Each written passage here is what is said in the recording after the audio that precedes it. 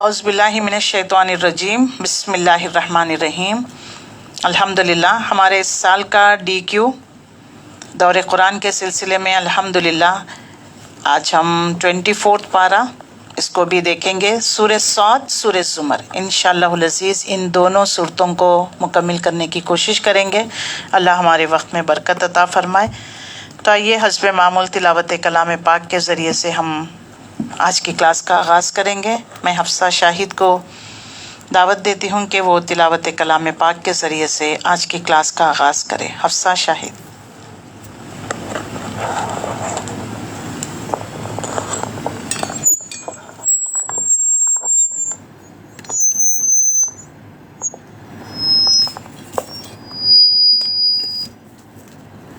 أعوذ بالله من الشيطان الرجيم. بسم الله الرحمن الرحيم. صاد والقرآن ذي الذكرى بل الذين كفروا في عزة وشقاق كم أهلكنا من قبلهم من قرن فنادوا ولا تحين مناص وعجبوا أن جاءهم منذر منهم وقال الكافرون هذا ساحر كذاب أجعل الآلهة إلها واحدا إن هذا لشيء عجاب وانطلق الملأ منهم أن امشوا واصبروا على آلهتكم إن هذا لشيء يراد ما سمعنا بهذا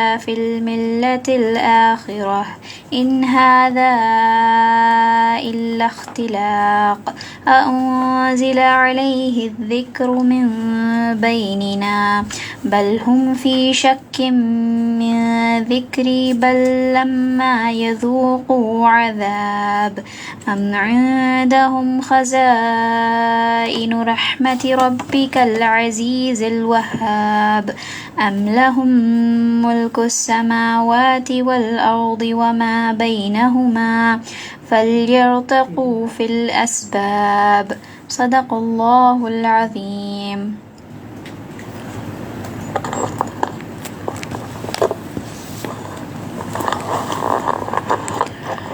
الحمدللہ رب العالمین، الصلاۃ والسلام علی رسولہ الکریم وآلہ وصحبہ اجمعین والعاقبۃ للمتقین، اما بعد۔ محترم خواتین اور عزیز بہنوں، السلام علیکم ورحمۃ اللہ وبرکاتہ۔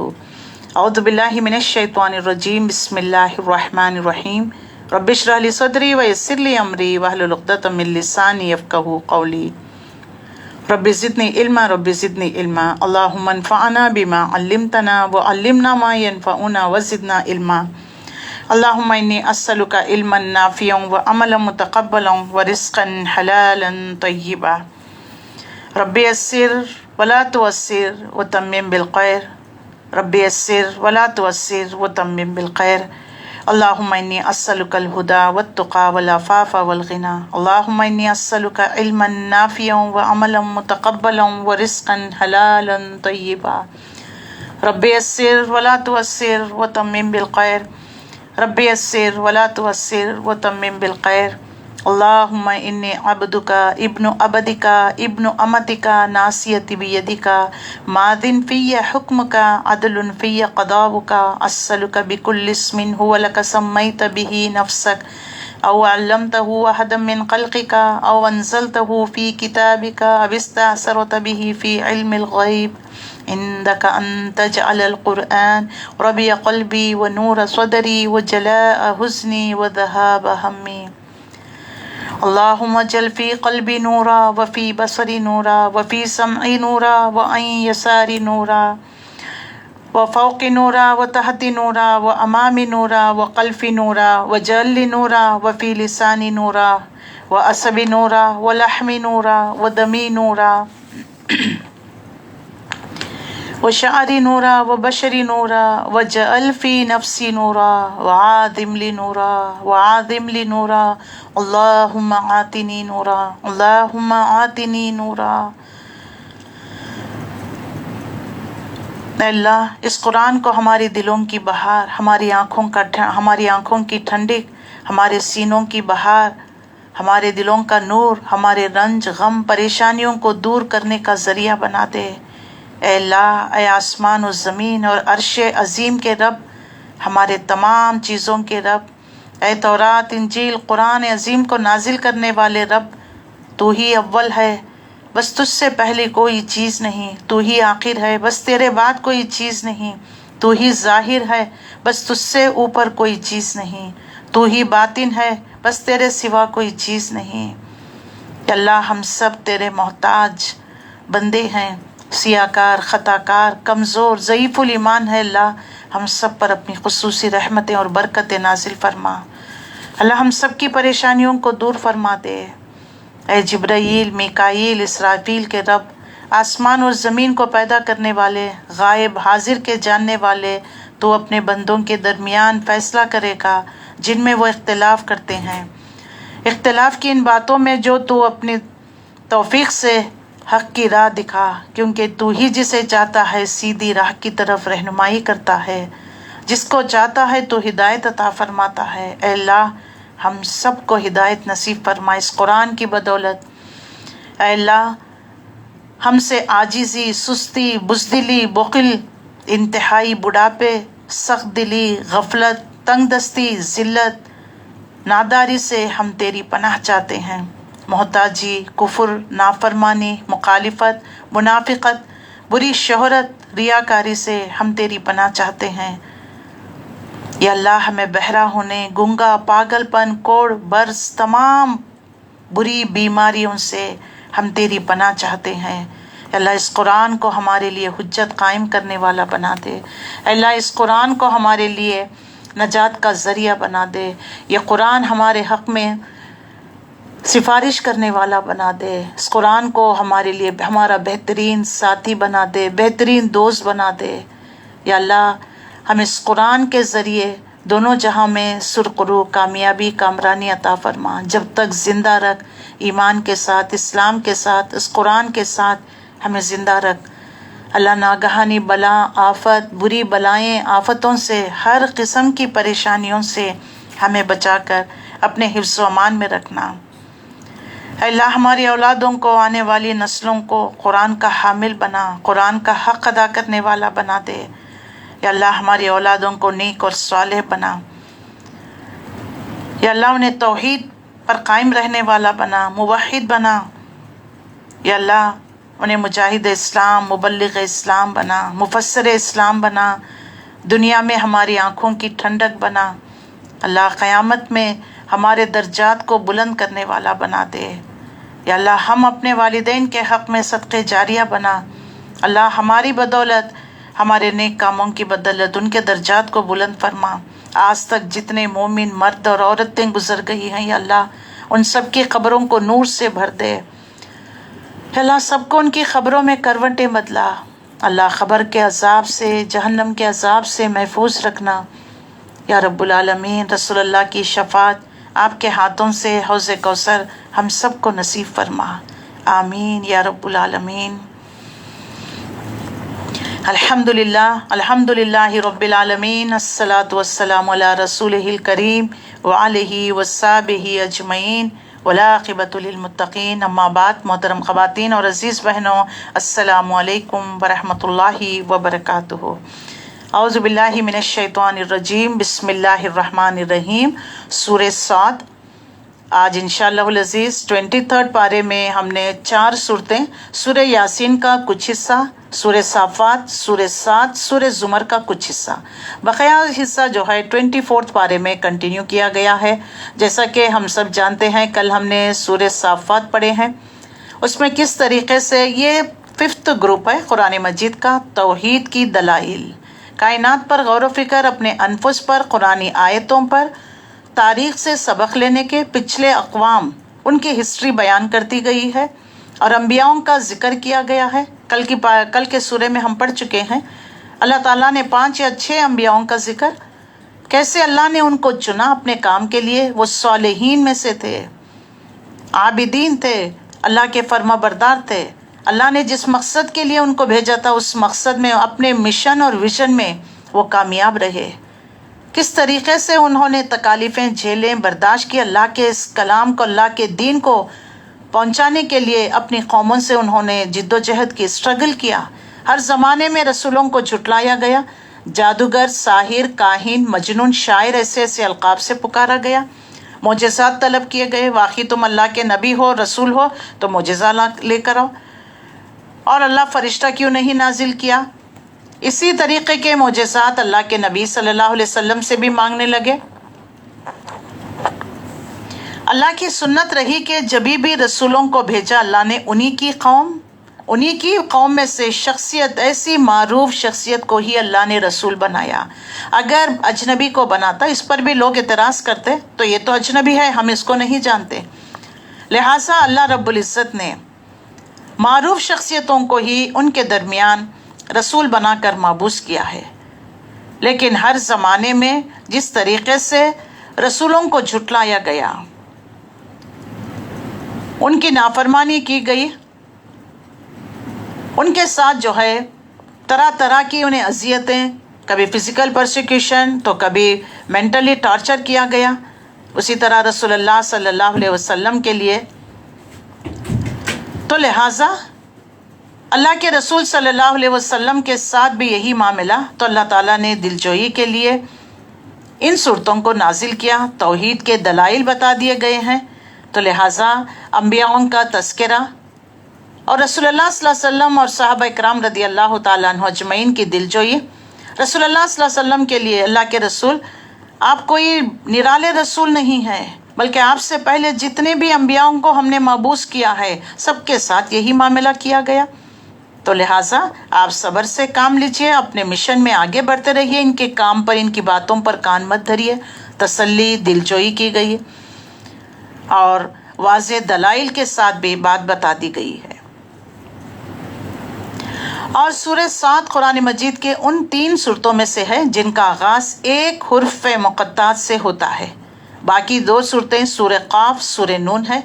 سورہ صاد کا تعلق مکی دور کی سورتوں کے ان گروپس میں سے ہے جن کا مرکزی مضمون توحید ہے.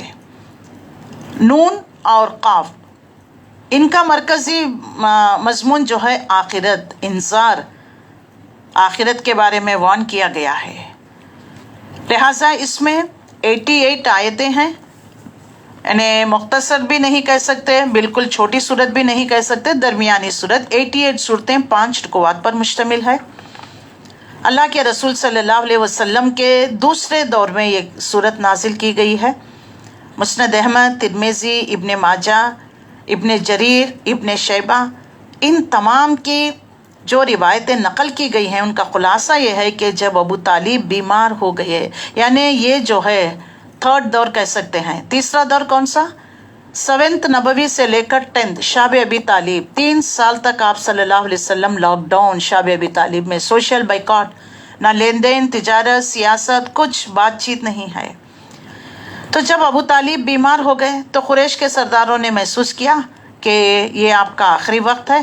تو انہوں نے آپس میں مشورہ کیا کہ چلو شیخ سے جا کر بات کرنی چاہیے، وہ ہمارے اور اپنے بھتیجے کا جھگڑا چکا دیں گے، انہی کے سامنے بات ہو جائے تو اچھا ہے. کہیں ایسا نہ ہو کہ ان کے انتقال ہو جانے کے بعد ہم محمد رسول اللہ کے ساتھ اگر کوئی سخت معاملہ کریں تو عرب کے لوگ ہمیں طعنہ دیں کہ جب تک شیخ زندہ تھے یہ لوگ ان کا لحاظ رکھا کرتے تھے، اب مرنے کے بعد ان لوگوں نے ان کے بھتیجے پر ہاتھ ڈال دیا. اس رائے پر سب اتفاق ہو گئے. تقریباً 25 کے قریب سرداران قریش، جن میں ابو جہل، ابو سفیان، امیہ ابن خلف، عاص بن وائل، سعد، اسود بن مطلب، عقبہ بن ابی معیط، عقبہ، شیبہ، یہ سب بڑے بڑے پرومیننٹ پرسنالٹیز تھے. یہ سب انہوں نے شامل کیا، ابو طالب کے پاس گئے. انہوں نے پہلے تو حسب معمول رسول اللہ کے خلاف اپنی شکایتیں بیان کی، پھر کہا ہم آپ کے سامنے ایک جو ہے انصاف کی بات پیش کرنے والے ہیں. آپ کا بھتیجا یعنی محمد صلی اللہ علیہ وسلم ہمارے دین پر ہمیں ہمارے دین پر چھوڑ دیں تو ہم انہیں ان کے دین پر چھوڑ دیں گے. وہ جس معبودوں کی عبادت کرنا چاہیں کرے، ہمیں اس سے کوئی غرض نہیں، مگر وہ ہمارے معبودوں کی مذمت نہ کرے اور یہ کوشش نہ کرتے پھرے کہ ہم اپنے معبودوں کو چھوڑ دیں. اس شرط پر ہم آپ سے ایک صلح کرنے کے لیے آئے ہوئے ہیں. تب ابو طالب نے رسول اللہ کو بلا بھیجا اور آپ صلی اللہ علیہ وسلم سے کہا کہ بھتیجے، یہ آپ کی قوم کے لوگ ہیں جو میرے پاس آئے ہیں. ان کی خواہش ہے کہ تم ایک منصفانہ بات پر ان سے اتفاق کر لو، کمپرومائز کر لو، کوئی بات چیت کر لو تاکہ جھگڑا ہی ختم ہو جائے. تو پھر انہوں نے اس بات کو رسول اللہ صلی اللہ علیہ وسلم کو بتائی جو سرداران قریش نے ان سے کہی تھی. رسول اللہ صلی اللہ علیہ وسلم نے جواب میں فرمایا، اچھا چچا جان، میں تو ان کے سامنے ایک ایسا کلمہ پیش کرتا ہوں، اگر یہ مان لے تو عرب ان کے تابع فرما ہو جائیں گے، عجم ان کی باجگرس ہو جائے گا. یہ سن کر پہلے تو وہ لوگ سٹپٹا گئے اور ان کی سمجھ میں یہ نہیں آئے کہ آخر یہ کون سا کلمہ ہے، ایسا مفید کلمہ. پھر جو ہے سنبھل کر کہنے لگے تھے، اچھا وہ کلمہ بتاؤ، ہم ایسے 10 کلمے کہنے کے لیے بھی تیار ہیں، مگر یہ تو بتاؤ کہ وہ کلمہ ہے کیا. اس پر آپ صلی اللہ علیہ وسلم نے فرمایا، لا الہ الا اللہ.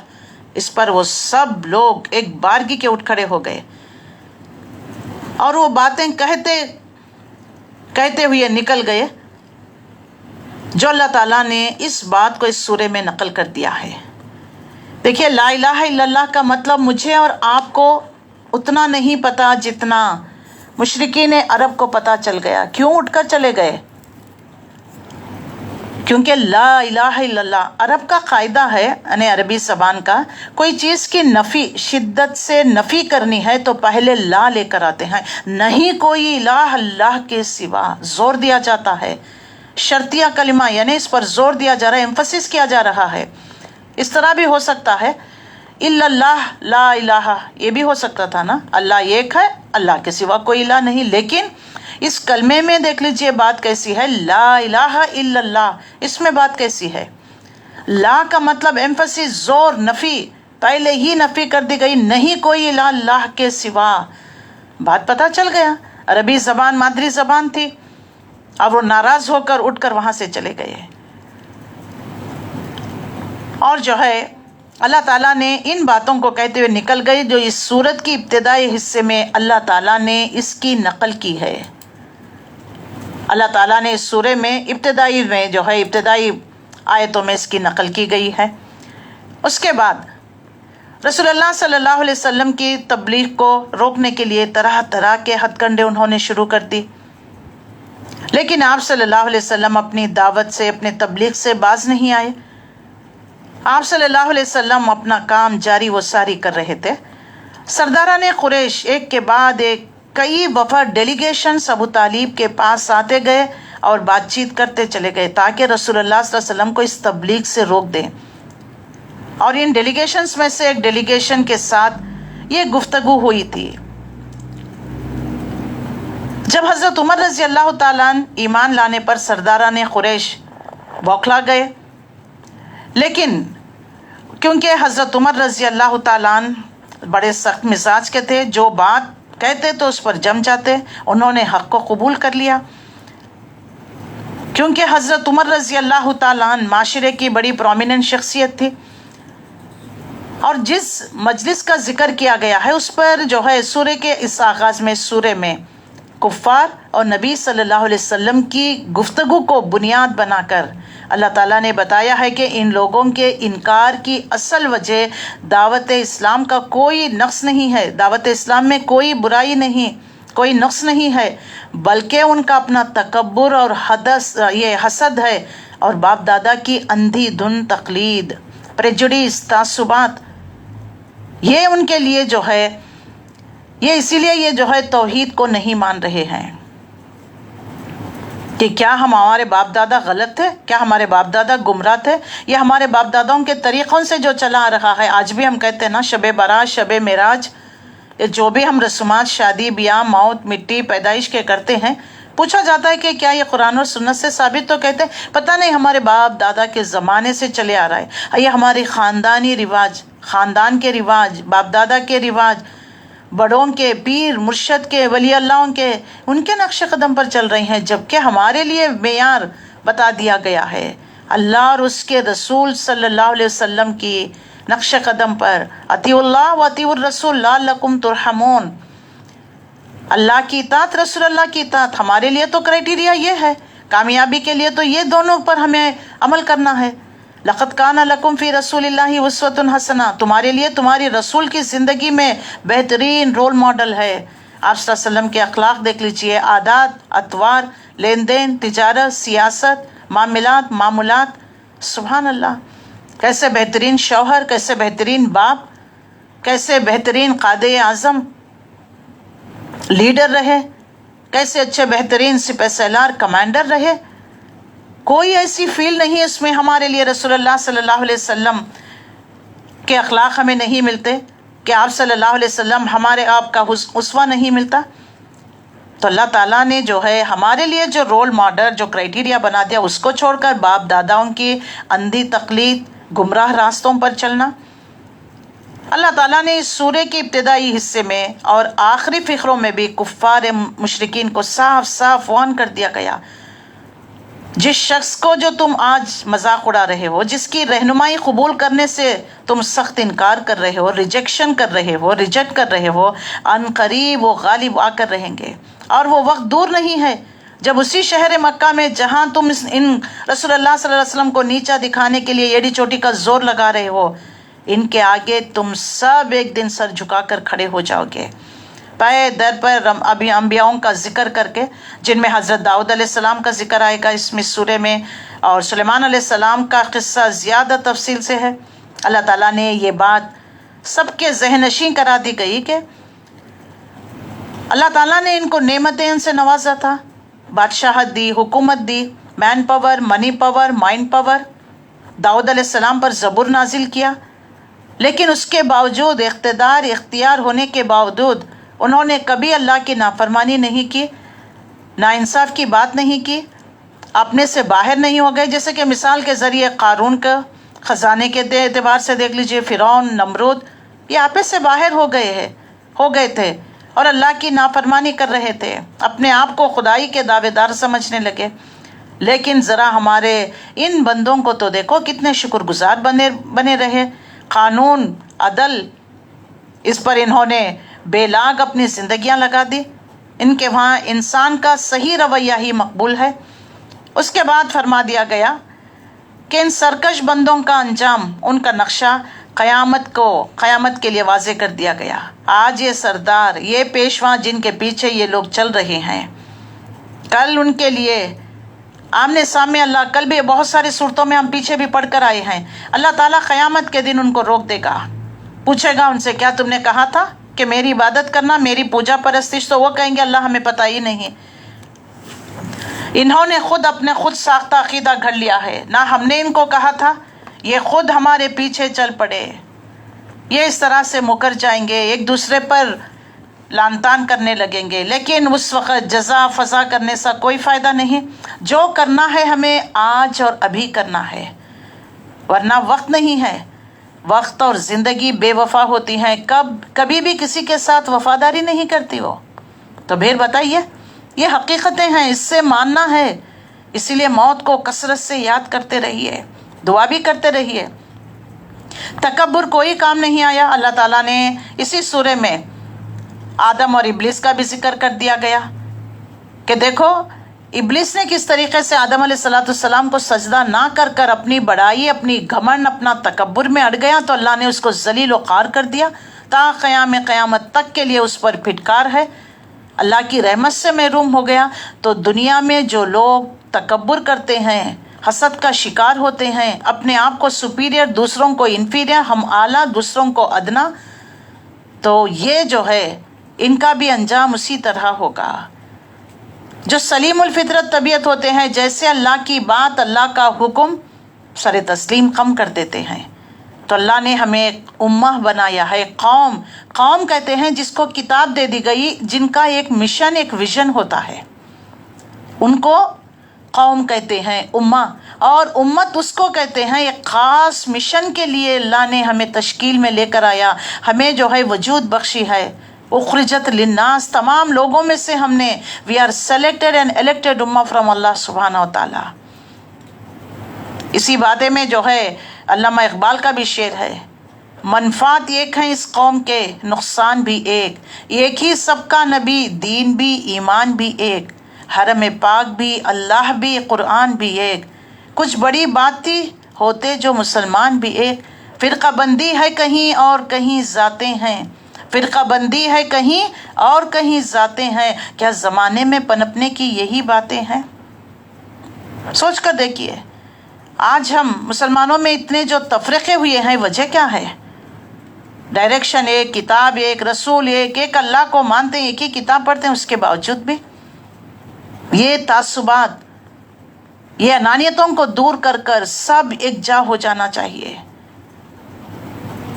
قرآن اور سنت کے قرآن کو جب پکڑ لیں گے نا تو پھر یہ تمام تفرقے خود بخود دور ہو جائیں گے۔ یہ بڑائی، ہم اعلیٰ تم ادنا، ہم جنتی تم جہنمی، ہم اللہ کے چہیتے ہم ہاشمی ہم قریشی، یہ تمام چیزیں، تو لہٰذا ہمیں آج بھی ان چیزوں کو دلوں سے نکال کر ایک سوئی کے ساتھ اللہ کی عبادت، ایک سوئی کے ساتھ سنسیئرلی اخلاص کے ساتھ اللہ کے دین کو لوگوں تک پہنچانے اور اس کلام کو لوگوں تک پہنچانے کی ہمیں کوشش کرتے رہنا چاہیے۔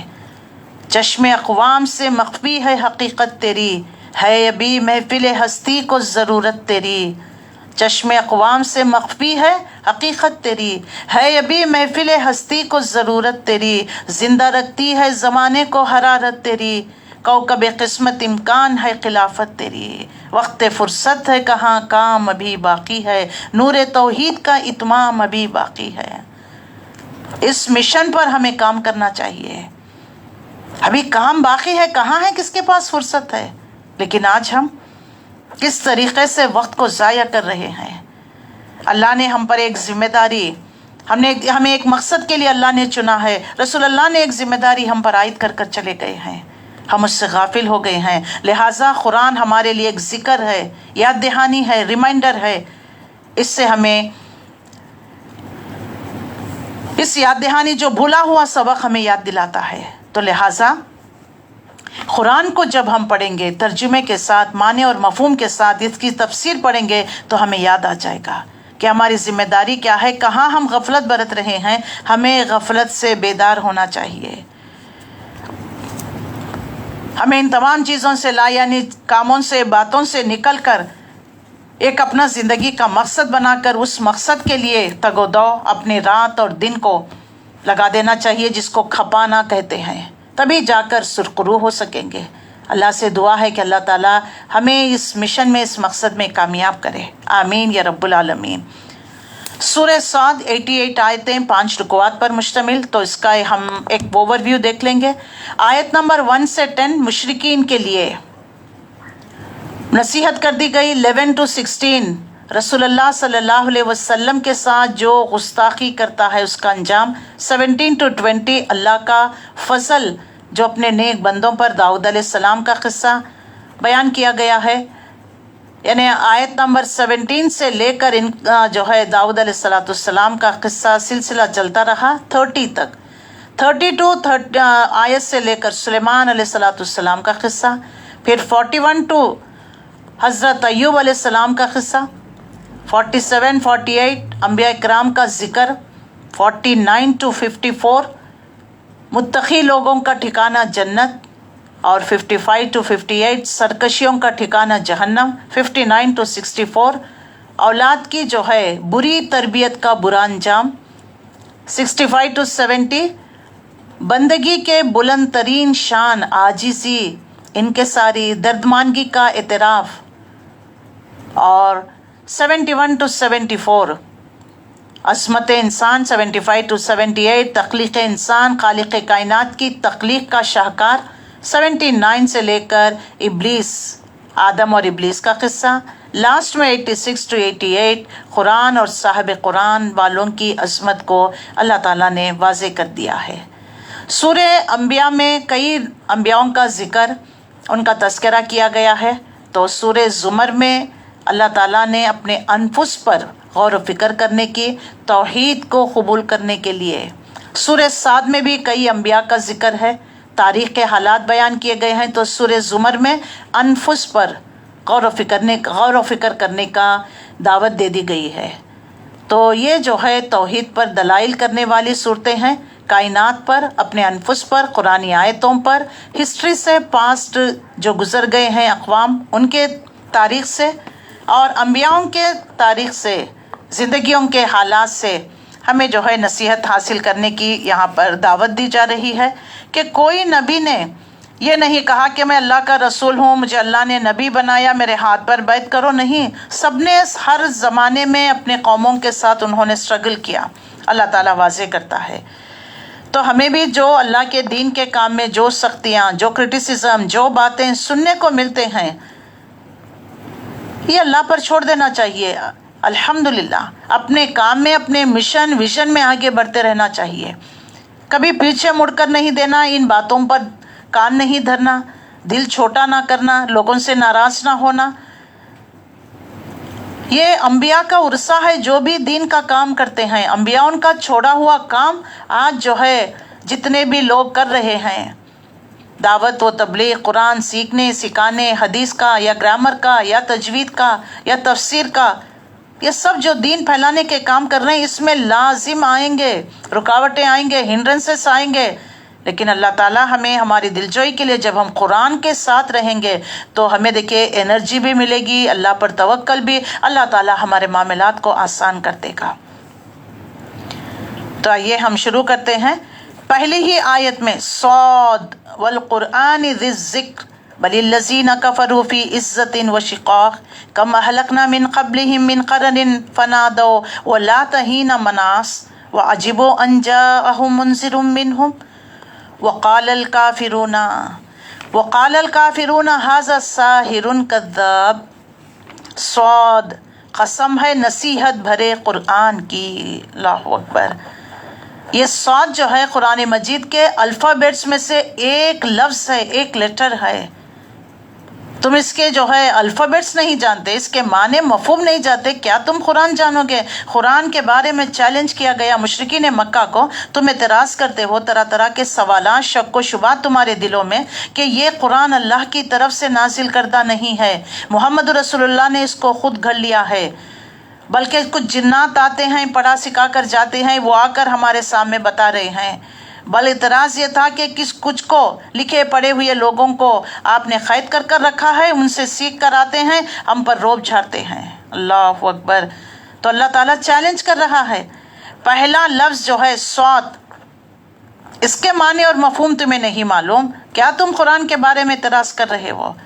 اگر تم واقعی یہ اللہ کا کلام نہیں، تمہارا اگر یہ دعویٰ ہے تو پھر اس جیسا کلام لے کر آؤ۔ سورہ بقرہ سے ہم پڑھتے آ رہے ہیں، چیلنج ہے اس جیسا کلام، اور تم اپنے لوگوں کو ہی بلا کر لے کر آؤ، دونوں کتابوں کو رکھ کر ٹیلی کرو، تمہیں پتہ چل جائے گا یہ کہ یہ اللہ کا کلام ہے یا انسانی کلام ہے۔ تمہارے ماننے والے خود گواہی دیں گے کہ یہ اللہ کا کلام ہے، یہ انسانی کلام ہے۔ حقیقت کو جانتے بوجھتے کیوں اندھے گنگے بہرے بنے ہوئے ہو؟ کیوں ضد اور ہٹ درمی میں؟ یہ تمہاری ضد، تمہاری ہٹ درمی تمہارے ہی لیے ہلاکت کا سبب بن رہی ہے، تمہیں اپنے آپ کو ہلاک کر رہے ہو۔ آنکھیں کھول کر دیکھو، کائنات پر دیکھو، کیا تم سفر نہیں کرتے؟ سورہ غاشیہ آئی تھنک، اس میں اللہ تعالیٰ نے 5 سوالات، ابلی کیف خلقت وإلی السماء کیف رفعت وإلی الأرض کیف سطحت، کیا تم نے اونٹوں کو نہیں دیکھا؟ کیسے اللہ تعالیٰ نے ان جانوروں کو تمہارے تابع کر دیا؟ کیا آسمان کو نہیں دیکھا، بلند کیا؟ کیا زمین کو نہیں فرش کی مانند بچھا دیا؟ تم صحراؤں میں بھٹکتے پھرتے ہو، اللہ تعالیٰ نے تمہارے لیے چشمے نکالے وہاں پر۔ یہ تمام اللہ کے احسانات ہے، اللہ کی قدرت، اللہ کے احسانات۔ ان تمام چیزوں کو جانتے ہو، تم استعمال میں کرتے ہو، ان جگہوں پر تم جاتے ہو جہاں اندھی پڑی ہوئی بستیاں، جہاں اللہ کا عذاب، یہ دیکھتے ہو، پھر بھی ضد اور ہٹ درمی۔ یاد رکھ لیجئے، یہ تو اللہ تعالیٰ قوموں کا ذکر، آج بھی جو انسان ضد ہٹ درمی میں مبتلا، کوئی نصیحت کرتا ہے، پتا ہے دل تو قائل اندر سے یہ جو کہہ رہے ہیں میرے حق میں بہتر ہے، اچھی بات، لیکن ضد اور ہٹ درمی، یہ اپنے آپ کی ہلاکت ہے۔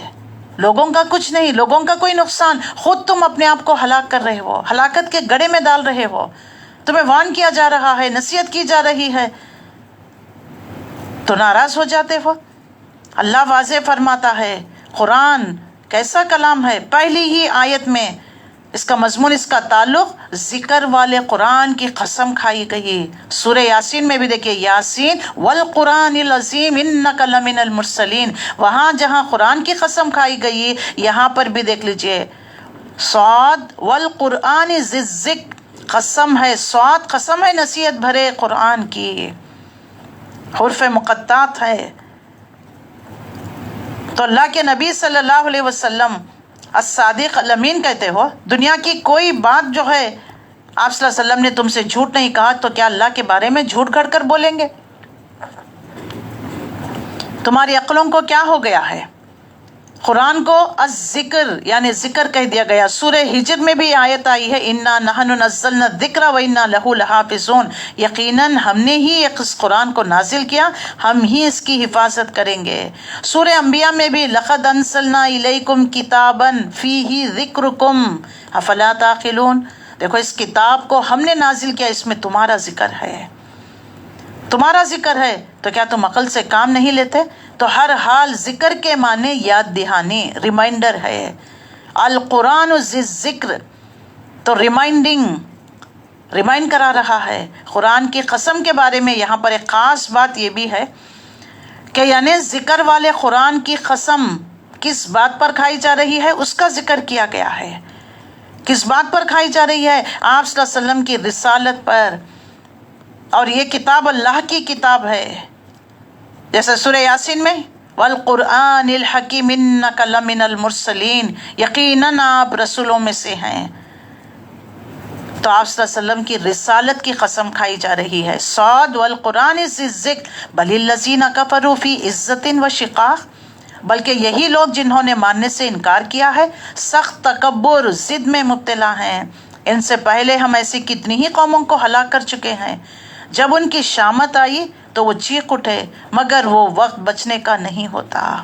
تمہیں بھی وارن کر دیا جاتا ہے مشرکین مکہ کو کہ دیکھو تم سے پہلے کتنی قوموں کو، عاد، سمود، ایکل، تبع، لوط، کتنی قوموں کو ہم نے، ہجر، کتنی قوموں کو تباہ نہیں کیا۔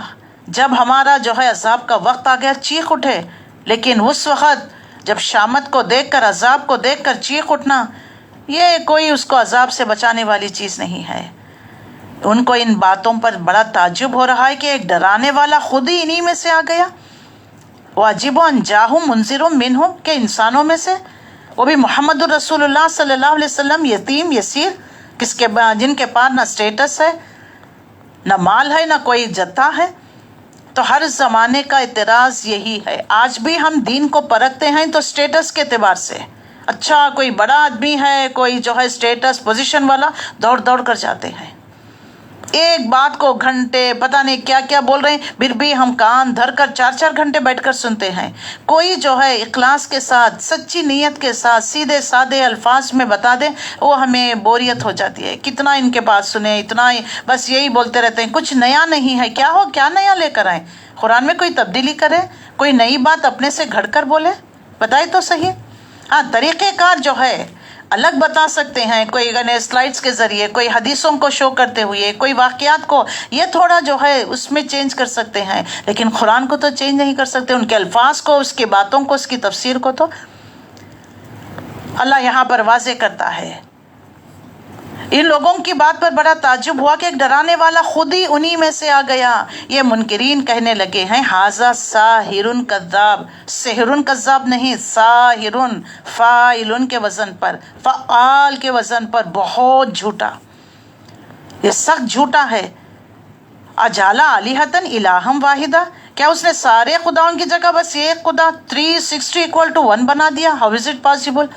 360 سے مانگ رہے ہیں، ہمارا کام نہیں بن رہا، یہ خدا کیا بنائے گا؟ ان کی سوچ دیکھ لیجئے، خدا کو کیسے انہوں نے سمجھا، کیسے اللہ کے بارے میں ان کا گمان رہا۔ اللہ یہاں پر واضح کرتا ہے، ان ھذا لشیء عجاب، عجیب نہیں، عجاب، یہ تو بڑی عجیب بات ہے، فعال کے وزن پر، فعال ان کے وزن پر۔ اور سرداران قوم یہ کہتے ہوئے نکل گئے، آئے نا بات چیت کرنے کے لیے ابو طالب سے، ڈیلیگیشن آیا کہ دیکھیے آپ کے بھتیجے کو سمجھا دیجئے کہ ہماری معبودوں کے بارے میں برا بھلا نہ کہے، وہ جس کی عبادت کرتا ہے کرے، ہمیں اپنے حال پہ چھوڑ دے، آپ کے بھتیجے کو سمجھا دیجئے۔ اور آ کر کیا کہنے لگے، یہ ساحر ہے، سخت جھوٹا ہے، کیا اس نے سارے خداؤں کی جگہ بس ایک ہی خدا بنا ڈالا؟ یہ تو بڑی عجیب بات ہے۔ یہ کہتے ہوئے سرداران قوم یہ کہتے ہوئے نکل گئے، چلو اور ڈٹے رہو اپنے معبودوں کی عبادت پر، چھوڑو، یہ تو مجنون ہو گیا ہے، ابو طالب کا بھانجا یعنی بھتیجا، ابو طالب کا بیٹا، چلو ہم اپنے معبودوں پر ڈٹے رہیں، بس اسی کی عبادت کرنا۔ یہ بات تو کسی اور ہی غرض سے کہی جا رہی ہے، اصل محمد کا صلی اللہ علیہ وسلم کا منشا، ان کی نیت ارادہ کچھ اور ہی ہے۔ یہ بات ہم نے نہ زمانے کے قریب کی ملت میں کسی سے سنا، نہ ہم نے اپنے باپ داداؤں سے کسی سے ہم نے نہیں سنا، کچھ نہیں ہے مگر ایک من گھڑت بات۔ قرآن کو دیکھ لیجئے کس طرح ایک تو من گھڑت، یہ جادو ہے، جھوٹا ہے، خود کو گھڑ لیا ہوا ہے۔ اللہ اکبر! کیا ہمارے درمیان بس ایک ہی شخص رہ گیا، کوئی نہیں تھے، اللہ کو کوئی نہیں ملا رسول بنانے کے لیے، یہ عبداللہ کا یتیم یسیر، بس ایک ہی شخص رہ گیا جس پر اللہ کا ذکر نازل کیا گیا۔ اصل بات یہ ہے کہ یہ میرے ذکر پر شک کر رہے ہیں۔ ان تمام اعتراضات کا جواب اللہ تعالیٰ نے 8ویں آیت میں بل ہم فی شک من ذکر بل لما یذوق عذاب۔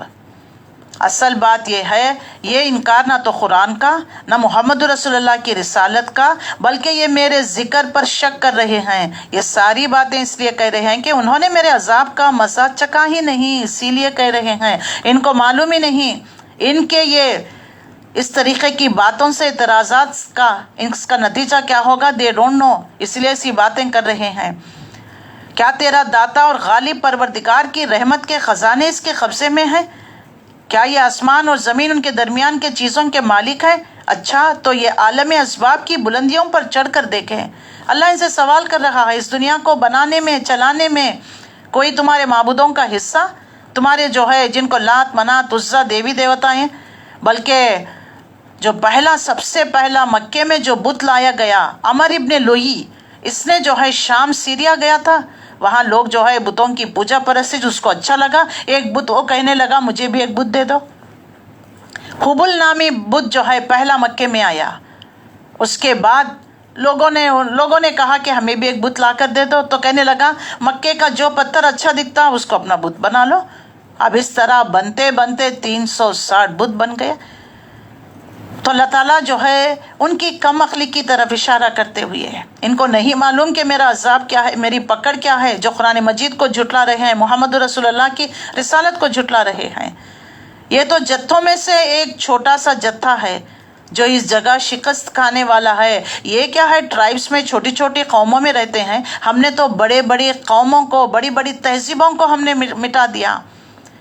ابھی دیکھیے ریسنٹلی جو انوینشنز ہو رہی ہیں، کھدائی ہو رہی، تو پتہ چلا نا ہرپا موہنجو دارو سیویلائزیشنز کو، تو ہم نے بڑی بڑی تہذیبوں کو مٹا دیا، بڑی بڑی قومیں کو ہم نے تب و تاراج کر دیا۔ قوم عاد کیا کم تھی؟ قوم سمود کیا کم تھی؟ آئکا والے، تبا والے، نوح علیہ السلام کی کیا قوم کم تھی؟ کیسے ہم نے تب و تاراج کر دیا، مٹھی بھر لوگ ایمان لے کر آئے، کشتی میں سوار بچا لیا ہم نے۔ ہر زمانے میں اللہ کی سنت یہی رہی، جو ایمان لے کر آئے اللہ بچا لیا، جو ایمان نہیں لے کر آئے ان کو عذاب میں مبتلا کر دیا۔ تو اللہ یہی فرماتا ہے کہ جو جتھوں میں سے ایک چھوٹا سا جتھا ہے، اس جگہ شکست کھانے والا ہے۔ اس سے پہلے قوم نوح، قوم عاد، میخوں والا فرعون، سمود، قوم لوط، آئیکل والے جھٹلا چکے ہیں۔ جتھے وہ تھے، ان میں سے ہر ایک نے رسول کو جھٹلا دیا، اور میری عقوبت کا فیصلہ ان پر چسپاں ہو کر رہا۔ اللہ سمجھا رہا ہے، دیکھو یہ سب قوموں کا نام لے کر انہوں نے جھٹلایا، دیکھو ہمارا عذاب کیسا، ہماری پکڑ کیسی رہی۔ یہ لوگ بھی بس ایک دھماکے کے منتظر ہیں، جس کے بعد کوئی دوسرا دھماکہ نہ ہوگا، اور یہ کہتے ہیں کہ ہمارا رب یوم الحساب سے پہلے ہی ہمارا حساب جلدی دے دے۔ اچھا محمد یہ بات کہتے ہیں صلی اللہ علیہ وسلم، قیامت آئے گی، قیامت آئے گی، کب تک یہ ڈراوا لے کر آئیے نا۔ اور دوسری بات، اچھا لے کر آئیے، ہمارا حساب جلد سے جلد چکا دیجئے۔ آپ کہتے ہیں عذاب دے گا، فلانا ہوگا، آگ ہوگی، پتہ نہیں کیا کیا بتا رہے ہیں، وہ لائیے ہمارا حساب چکا دیجئے۔ اللہ اکبر. یعنی کس طریقے سے دیکھ لیجئے یہ ڈھٹائی پن ان کا کفر، ان کا اناد، ان کا تکبر، یہ خود اپنے آپ کو ہلاکت میں ڈال رہے ہیں. اس طریقے سے اللہ سے عذاب طلب کر اللہ اسی بات کو واضح کرتا ہے. ان پر جو ہے رسول اللہ صلی اللہ علیہ وسلم کو اصبر علی ما یقولون، اے نبی ہمیں پتا ہے آپ کا دل دکھتا ہے، آپ کو رنج ہوتا ہے، آپ کو صدمہ ہوتا ہے، لیکن اے نبی صبر کریے ان کی باتوں پر جو یہ لوگ بنا رہے ہیں، اور ان کے سامنے ہمارے بندے داؤد علیہ السلام کا ذرا قصہ بیان کریے، جو بڑی قوتوں کا مالک، یہ تو چھوٹے چھوٹے قبیلوں کے سردار ہیں. دیکھیے ہم نے داؤد علیہ السلام، سلیمان علیہ السلام، ہمارے بندوں کا ذرا ذکر کریے ان کے آگے. داؤد علیہ السلام کا ذکر کریے. ان کی صفات کیا تھے؟ اواب کا مطلب بار بار رجوع کرنے والے. ہمیں بھی بار بار رجوع کرنا، جانے انجانے میں پتہ نہیں، کبھی زبان سے، کبھی آنکھوں سے، کبھی دل سے، کبھی سوچ سے، پتہ نہیں کیا گناہ ہم سے ہو جاتا، ہمیں نہیں پتا. انبیاؤں کی صفت رہی ہے اواب، منیب، بار بار اللہ کی طرف رجوع کرنے والے، پلٹنے والے. بڑی قوت کے بھی مالک تھے. اللہ نے بادشاہت، نبوت، حکمت، علم، دانائی، مین پاور، منی پاور، مائنڈ پاور اور زبور آپ پر نازل کیا تھا. ہر معاملے میں اللہ کی طرف رجوع کرنے والے تھے. اتنا سب کچھ آج ذرا کسی کو تھوڑا ذری نعمت مل جائے، کیا حسن، کیا علم، کیا جوانی، کیا طاقت، کیا قوت، آپے سے باہر ہو جاتے ہیں. اور سورہ یاسین میں پڑھ کر آئے نا کہ ان کے گلوں میں، ان کی گردنوں میں توق پڑے ہوئے ہیں، ٹھوڈیوں تک وہ جکڑے ہوئے ہیں، اسی لیے نیچے جھک کر نہیں دیکھ سکتے. ایسے ہی اکڑا کر گردن چلتے ہیں. ذرا سوٹ بوٹ کیا پہن لیے، اپنے سے باہر ہو جاتے ہیں کہ ہم جیسا کوئی ہے ہی نہیں. بتاؤ تو صحیح ذرا ہم جیسا. اللہ اکبر. اور ہمیشہ کریڈٹ، کبھی بھی کامیابی کی میں بکریوں کی طرح میں کرتے رہتے ہیں. میری وجہ سے، میں نے محنت کی، میں نے جا کر بات کی. یہ سب بیک گراؤنڈ، اللہ پیچھے، اللہ کا ہاتھ ہوتا ہے. سبحان اللہ. یہ کسی کو ذریعہ بناتا ہے، کسی کو سورس بناتا ہے. تو یہ بکریوں جیسا میں مت کیا کرے. مومن جو ہوتا ہے ہر کریڈٹ اللہ کی طرف سے. ھذا فضل من ربک، یہ تو اللہ کا فضل ہے. اللہ نے مجھے اگر اس وقت وہ بات نہ سجائی ہوتی، نہ میں اپنی زبان سے وہ بات نکالتا، نہ میری اس سے ملاقات کرتا. کیا سوچ کر گئے تھے ملاقات کریں گے، بات ہوگی، بات بن جائے گی؟ نہیں، اچانک چلے گئے. یہ کس نے بنایا؟ یہ مواقع، یہ بیک گراؤنڈ، یہ پلیٹ فارم کس نے تمہارے لیے تیار کیا؟ اللہ نے. تم نہیں جانتے، اس کے پیچھے اللہ کا ہاتھ ہے. لیکن بکریوں کی طرح میں کرنے لگ گئے. نیک لوگ جو متقی، پرہیزگار، اولیاء اللہ، انبیاء، صالحین، ان کی صفت کیا ہے؟ اواب، بار بار رجوع کرنے والے. اللہ کے نبی صلی اللہ علیہ وسلم کو دیکھ لیجئے، آخری سورہ جو آپ پر نازل کیا گیا، آپ صلی اللہ علیہ وسلم کو اس سے پتا چل گیا کہ اب آپ کا وقت آ گیا. اذا جاء نصر اللہ والفتح، اذا جاء نصر اللہ والفتح ورأیت الناس يدخلون فی دین اللہ افواجا فسبح بحمد ربک واستغفر انہ کان توابا. اے نبی، آپ کو جس مقصد کے لیے، مشن کے لیے ہم نے بھیجا نا، وہ ختم ہو گیا ہے. اب آپ کو ہماری طرف آنا ہے تو کثرت سے استغفار. یعنی جو مشن، جو کام ہم نے آپ کے سپرد کیا تھا نا، اس میں انبیاء کے لیے اگر ایک ڈاٹ، ایک رائی کے دانے کے برابر بھی اللہ جس سٹینڈرڈ کا کام چاہتا ہے اس میں ذرا بھی کمی ہو جائے، یہ بھی پکڑ ہو جائے گی رسولوں کے لیے. تو اللہ تعالیٰ کے نے اگر آپ نے وہ کام، جو ذمہ داری رسالت کا اللہ کے نبی صلی اللہ علیہ وسلم پر ڈال دیا گیا، اس میں ذرا بھی کمی کوتاہی رہ گئی، اور کام کر کر بھی جو ہے کہیں دل میں یہ نہ ہو کہ الحمدللہ میں نے تو کام کر دیا، تو اسی لیے اللہ سے توبہ استغفار کریے کہ جو بھی اگر کمی بیشی ہو گئی ہوگی، اللہ سے توبہ استغفار. تو توبہ استغفار جس کی زندگی میں آ گیا نا، اس کے دیکھ لیجئے گناہ بھی معاف کر دیے جائیں گے. نمبر 2، قیامت کے دن جو ہے اس کے نامہ اعمال میں استغفار کثرت سے لکھا ہوا ہوگا. استغفار لکھا ہوگا، کیونکہ اس پارے کا تھیم ہی استغفار ہے، کیونکہ سورہ زمر میں بھی آتا ہے. اور نمبر 3، جب حضرت عائشہ رضی اللہ تعالیٰ عنہ کی حدیث ہے، جب کوئی بندہ کوئی گناہ کرتا ہے تو دل پہ کالا سیاہ نقطہ داغ پڑ جاتا ہے، فوری جب توبہ استغفار کرتا ہے تو اللہ تعالیٰ اس کو مٹا دیتا ہے. اللہ کے رسول صلی اللہ علیہ وسلم کی ایک اور حدیث، کوئی زانی ایمان کی حالت میں زنا نہیں کرتا، کوئی چور ایمان کی حالت میں چوری نہیں کرتا، جب وہ گناہ کرتا ہے تو ایمان اس کے دل سے چلا جاتا ہے، جب وہ توبہ استغفار کرتا ہے داغ مٹا دیا جاتا ہے تو پھر ایمان دل میں داخل ہو جاتا ہے۔ تو اللہ اکبر، استغفر اللہ ربی من کل ذنب واتوب الیہ، استغفر اللہ۔ اور پہلا کلمہ آدم علیہ السلام کو جو سکھایا گیا دعا توبہ کی، ربنا ظلمنا انفسنا، اللہ ہم نے اپنے نفسوں پر ظلم کیا، اگر تو ہمیں معاف نہ کرے، تو ہمیں رحم نہ کرے ہم پر، ہم تو تباہ ہو جائیں گے۔ تو معافی مانگتے رہنا ہے۔ یہ شیطان آڑا آتا ہے، رکاوٹ ڈالتا ہے، انانیت، تم کیوں معافی مانگتے کہ تم نے کیا گناہ کیا؟ اکثر دیکھ لیجئے معافی مانگنے میں کتنی کوتاہی، میں بڑا ہوں میں کیوں چھوٹوں سے معافی؟ کیا بڑوں سے غلطی نہیں ہوتی؟ چھوٹوں سے ہی غلطی ہوتی ہے۔ بڑے بنایا اس لیے کہ چھوٹوں کو معاف کرنے کے لیے۔ تو یہ ضد اور حد درمی یہ ابلیس کی صفت ہے۔ جب کبھی کوئی ایسی بات دل میں آ جائے، لا حول ولا قوت، استغفر اللہ کثرت سے پڑھتے رہیے۔ یہ انبیاؤں کا ذکر رہا ہے اللہ سے۔ ایوب علیہ السلام کو دیکھ لیجئے، یونس علیہ السلام کو دیکھ لیجئے، مچھلی کے پیٹ میں چلے گئے، کل ہم سورہ میں پڑھا نا، اللہ تعالیٰ کیا فرماتا ہے، اگر یونس علیہ السلام یہ اللہ سے توبہ استغفار نہ کرتے، یہ کلمات نہ پڑھتے تو ہم انہیں قیامت تک مچھلی کے پیٹ میں ہی ہم رکھ دیتے۔ اللہ اکبر، لا الہ الا انت سبحانک انی کنت من الظالمین، نہیں کوئی الہ مگر اللہ کے سوا، لا الہ الا اللہ، انی کنت من الظالمین، انی کنت بے شک میں ہی ظالم، میں نے ظلم کیا اپنے آپ پر۔ اللہ کیا مطلب ڈیسیشن آنے سے پہلے، اللہ کا حکم آنے سے پہلے میں نے اپنی قوم کو یہ کہہ کر نکل گیا کہ اللہ کا عذاب آئے گا، تو کہاں پہنچا دیا؟ مچھلی کے پیٹ میں احساس ہو گیا اپنی۔ تو بندے کو جس مومنٹ، جس وقت اپنی گناہ کا، غلطی کا احساس، چاہے 25 سال پہلے کیا ہو، احساس ہو گیا، فوری توبہ استغفار، اللہ معاف فرما دے، اللہ بخش دے، اللہ جانے انجانے میں جو بھی میں نے بات کی ہے، کام کیا ہے، اللہ تو بخشنے والا، تو رحم کرنے والا، معاف کر دے۔ توبہ استغفار، کثرت سے صدقہ، نفل اور عبادتیں، توبہ استغفار کی نماز، اللہ کی بخشش مانگتے رہنا ہے۔ تبھی تو جا کر جو ہے ہمارے جو اللہ کے نبی صلی اللہ علیہ وسلم نے فرمایا کہ میں دن میں 70 سے زیادہ مرتبہ توبہ استغفار کرتا ہوں۔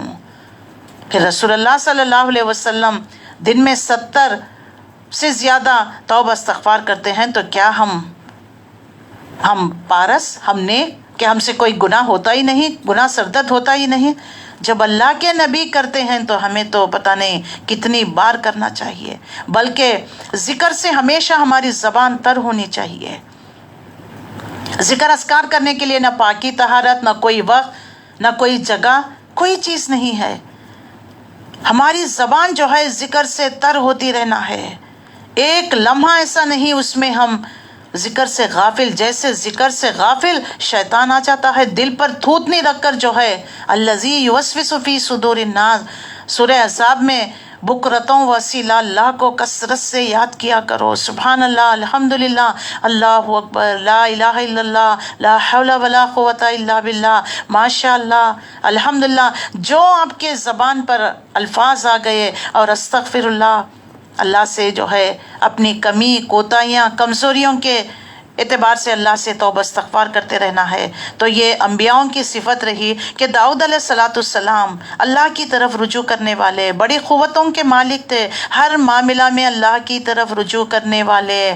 ہمارے لیے دیکھیے اللہ کی طرف رجوع کرنے کے لیے ایک تو توبہ استغفار کی نماز، اور جو ہے کسی بھی چیز میں کنفیوژن ہو تو استخارہ، نوکری میں ہو، چھوکری میں ہو، یا گھر خریدنے میں ہو، پراپرٹی خریدنے میں، یا تجارت میں، اچھا ہے یا برا ہے، کیا کرنا چاہیے، کنفیوژن ہے، اللہ پر استخارہ طلب کرنا، اللہ سے بھلائی طلب کرنا، اچھائی طلب کرنا، استخارہ کرنا جس کو کہتے ہیں۔ تو ہر معاملات میں، چھوٹے بڑے معاملات میں اللہ کے سپرد، اللہ اس معاملے میں میری رہنمائی فرما۔ ہمیں بھی دعا کرتے رہنا ہے، اللہ اس معاملے میں میری رہنمائی فرما، اللہ آج کیا بولنا ہے، اللہ میری رہنمائی فرما، کن آیتوں کو ہائی لائٹ کرنا ہے، کس چیز کی طرف متوجہ ہو، کس چیز کے لیے اویئرنیس دلانا ہے، اللہ وہ باتیں میری زبان سے، حق بات زبان سے نکال، کوئی غلط بات نہیں، کوئی فتنے والی بات نہیں، فرقے واریت والی بات نہیں، دعا کرتے رہنا ہے۔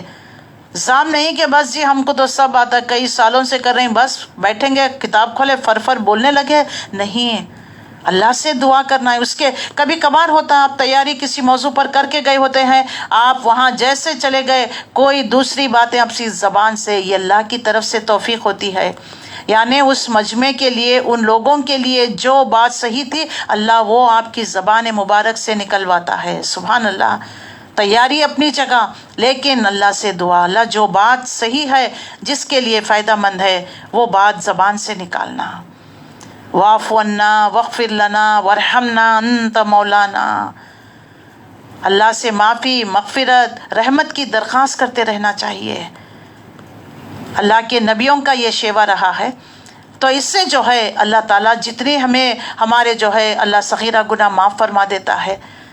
اور یہ جن کلمات جو ہاتھوں پر ہم انگلیوں پر پڑھتے ہیں, قیامت کے دن گواہی دیں گے, ان کو جہنم کی آگ نہیں چھوئے گی. اور استغفار ہمارے نامہ عمل میں کثرت سے لکھا جائے گا, ہمارے گناہ میٹ دیے جائیں گے. کتنے اس کے فائدے ہیں. جو کام ہمارے رکے ہوئے ہیں وہ پورے ہو جائیں گے, اور جو رزق ہمارا روک لیا گیا تھا گناہوں کی وجہ سے فراروانی ہو جائے گا. جو کام رک گئے تھے وہ ہونے لگیں گے. جبکہ جو ہے معزز کاتبین کرامن کاتبین یعلمون وما تفعلون ما تفعلون, جو کچھ ہم کر رہے ہیں وہ فرشتے نوٹ ڈاؤن کرتے جا رہے ہیں. والصافات صفا, کل کے سورے میں فرشتے سب باندھے ہوئے, سب باندھ کر کھڑے ہوتے ہیں. اور 2 فرشتے ہمارے ساتھ جو ڈیوٹی چینج کرتے ہیں فجر کی نماز, عصر کی نماز کے وقت. تو یہ سب چیزیں دیکھ لیجئے اللہ تعالیٰ نے سورہ ہود میں بھی پڑھ کر آئے ہیں کہ اللہ سے ہر نبی نے آ کر پہلی بات اللہ کی طرف دعوت دی. دوسرا, تمہارے پچھلے گناہوں سے اللہ سے بخشش طلب کیا کرو. فَقُلْتُ اسْتَغْفِرُوا رَبَّكُمْ إِنَّهُ كَانَ غَفَّارًا يُرْسِلِ السَّمَاءَ عَلَيْكُمْ مِدْرَارًا وَيُمْدِدْكُمْ بِأَمْوَالٍ وَبَنِينَ وَيَجْعَلْ لَكُمْ أَنْهَارًا. سورہ نوح میں آتا ہے 10, 11, 12, 13 آیتوں میں. جو تم نے شرک, بدعات, خرافات کیا نا, اللہ معاف فرما دے گا. آؤ تو صحیح اللہ کی طرف, معافی تو مانگو. اللہ نے توبہ کے دروازے کھلے رکھ دیے ہیں. سمندر کی جھاگ, آسمان کے تارے, زمین کے ذرات کے برابر کتنے ہی کیوں نہ ہو جائے, آج ہم سچے دل کے ساتھ اللہ کی طرف پلٹ کر آئیے. اللہ غفور الرحیم ہے. ایک جو ہے ایک بہت بڑا آدمی تھا, یعنی مالدار یا سردار کہہ لیجیے. اس کے 2 بچے تھے, ایک بڑا فرما بردار, ایک نافرمان. میں ہمیشہ آپ کو کہتی ہوں ہر گھر میں ایک پرابلمٹک چائلڈ ہوتا ہے. اس کے ذریعے ہماری آزمائش, اسی کے ذریعے ہم دعائیں زیادہ کرتے ہیں, ذکر و اذکار, نماز, یہ اللہ کی طرف رغبت ہماری ہوتی ہے. تو نافرمان تھا, گھر سے بھاگ گیا. اب بتائیے جو نافرمان ہوتے ہیں, جس سے ہم تنگ آتے ہیں, پریشان آتے ہیں, کیا اس کی جدائی, اس کی وفات کیا ہم برداشت کر سکیں گے؟ یہ غم اس غم سے تو کم ہی ہے نا جو ہمیں نظروں کے سامنے تو ہے, تنگ کر رہا ہے, پریشان کر رہا ہے. اصلاح کی کوئی گنجائش تو ہے نا, لیکن جو نظروں سے اوجھل ہو گیا, جو اس دنیا سے چلا گیا, کتنا بڑا لاس ہے نا, بتائیے. تو اکثر جو ہے جلد بازی میں آ کر ماں باپ کوسنے لگتے ہیں, پتہ نہیں اپنے آپ کو, اپنی قسمت کو, اپنے پتہ نہیں کیا کیا کہنے لگتے ہیں. اس کے بدلے میں دیکھ لیجئے اللہ تعالیٰ اگر اس نعمت سے محروم کر دے تو اس سے تو بہتر ہے اللہ سے توبہ استغفار. تو جب وہ بچہ گھر سے بھاگ گیا, جب وہ آتا ہے تو باپ اتنا خوش ہو کر, بہت بڑی دعوت. تو وہ بڑا والا جو فرما بردار اس کے باپ سے کہنے لگتا کہ میں جو آپ کی خدمت کرتا ہوں, فرما بردار ہوں, کبھی میں آپ نے میرے لیے تو اتنی بڑی دعوت نہیں, کبھی آپ میرے لیے کچھ نہیں کیا. جو بیٹا آپ کو جو اتنا تکلیف, اتنا آپ کو پریشان, وہ جب چلا گیا, اس کی واپسی پر آپ اتنی خوشیاں.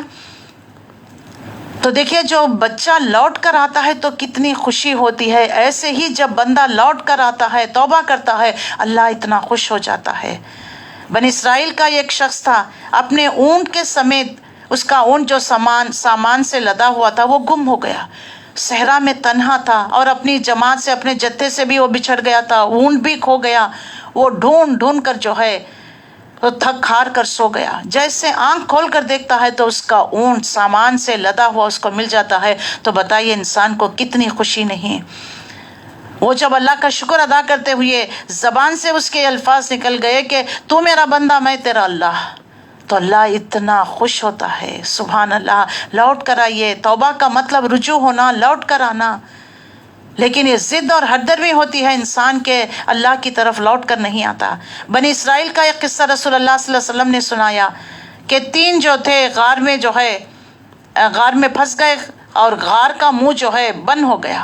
اب سب نے کہا کہ اب یہاں سے نکلنے کا ایک ہی طریقہ اللہ سے مناجات، اللہ سے دعا کر رہے تھے. تو ایک ایک نے اپنی جو ہے یعنی گناہ کرنے کی ان کے پاس چانس بھی تھا، موقع بھی تھا، لیکن اللہ سے ڈر کر انہوں نے گناہ نہیں کیا. اس پر وہ توبہ استغفار کرنے لگے. ایک ایک نے اپنی نیکی کا واسطہ دے کر کہ اللہ میں نے یہ نیکی صرف آپ کے لیے کی. ایک نے جو ہے اپنے ماں باپ کی بڑی خدمت، دودھ پلایا کرتا، اس کے بعد ماں باپ جب پینے کے بعد بچ جاتا تو اہل و عیال کو ایک دن آنے میں دیر ہو گئی تو ماں باپ سو گئے تو وہ اسی طرح دودھ کا پیالہ لے کر کھڑا رہا کہ کب اس کے والدین جاگ جائیں، کب دودھ پلائیں. اس کے بعد اس کے بچے رو رہے تھے، بلبلا رہے تھے، پھر بھی اس نے بچوں کو نہیں دیا. جب والدین کو پلایا اس کے بعد اللہ میں اس عمل کے واسطہ دے کر تجھ سے دعا کرتا ہوں کہ میرے گناہ کو بخش دے اللہ، جو بھی میں نے کیا ہے. اور تو دروازہ جو ہے غار کا تھوڑا ہٹ گیا. تو دیکھیے گناہ ایسی چیز ہے انسان کے اندر جو ڈپریشن فرسٹریشن کا سبب بھی یہی ہوتا ہے کہ انسان نہ تو وہ کسی سے کہہ سکتا ہے، نہ ہی وہ جو ہے کسی سے شیئر کر سکتا ہے، وہ اندر ہی اندر گھٹ رہا ہوتا ہے. اسی لیے وہ ڈپریشن فرسٹریشن اختیار کر لیتے ہیں. معافی مانگیں گے تو پھر اس کی انا اڑی آ جاتی ہے. ایسے حالات میں یہ دیکھ لیجئے کس طریقے سے اپنے سائیکولوجیکل اعتبار سے مینٹلی ڈپریس ہو جاتا ہے. ڈپریشن کچھ اور نہیں ہے، توبہ اور استغفار کریے ڈپریشن دور ہو جائے گا. لیکن انسان یہ تمام چیزیں نہ کر کر ڈپریشن میں مبتلا ہو جاتا ہے. تو دین اسلام نے ڈپریشن فرسٹریشن سے نکلنے کا علاج بتا دیا گیا. اللہ کو کثرت سے یاد کرتے رہو اور اللہ کا ذکر کرتے رہو، توبہ استغفار کرتے رہو. تو اگر ہم توبہ استغفار کرتے رہیں تو انشاءاللہ العزیز اللہ تعالی ہمارے گناہوں کو بخش بھی دے گا اور ہمیں اس سے بہتر نعمت عطا فرمائے گا. جتنے بھی ہمارے رکے ہوئے کام ہیں وہ سب دور ہو جائیں گے. لہذا استغفار تو یہ انبیاؤں کا شیوا رہا. داؤد علیہ السلام کی خصوصیت کو واضح کر دیا گیا کہ اللہ کی طرف بار بار رجوع کرنے والے. تو ہم نے ان کو نعمتیں کیا کیا عطا کی. داؤد علیہ السلام کی خصوصیت کیا تھے؟ اواب تھے. یعنی داؤد علیہ السلام ہر معاملے میں اللہ کی طرف رجوع کرنے والے، کثرت سے توبہ استغفار کرنے والے.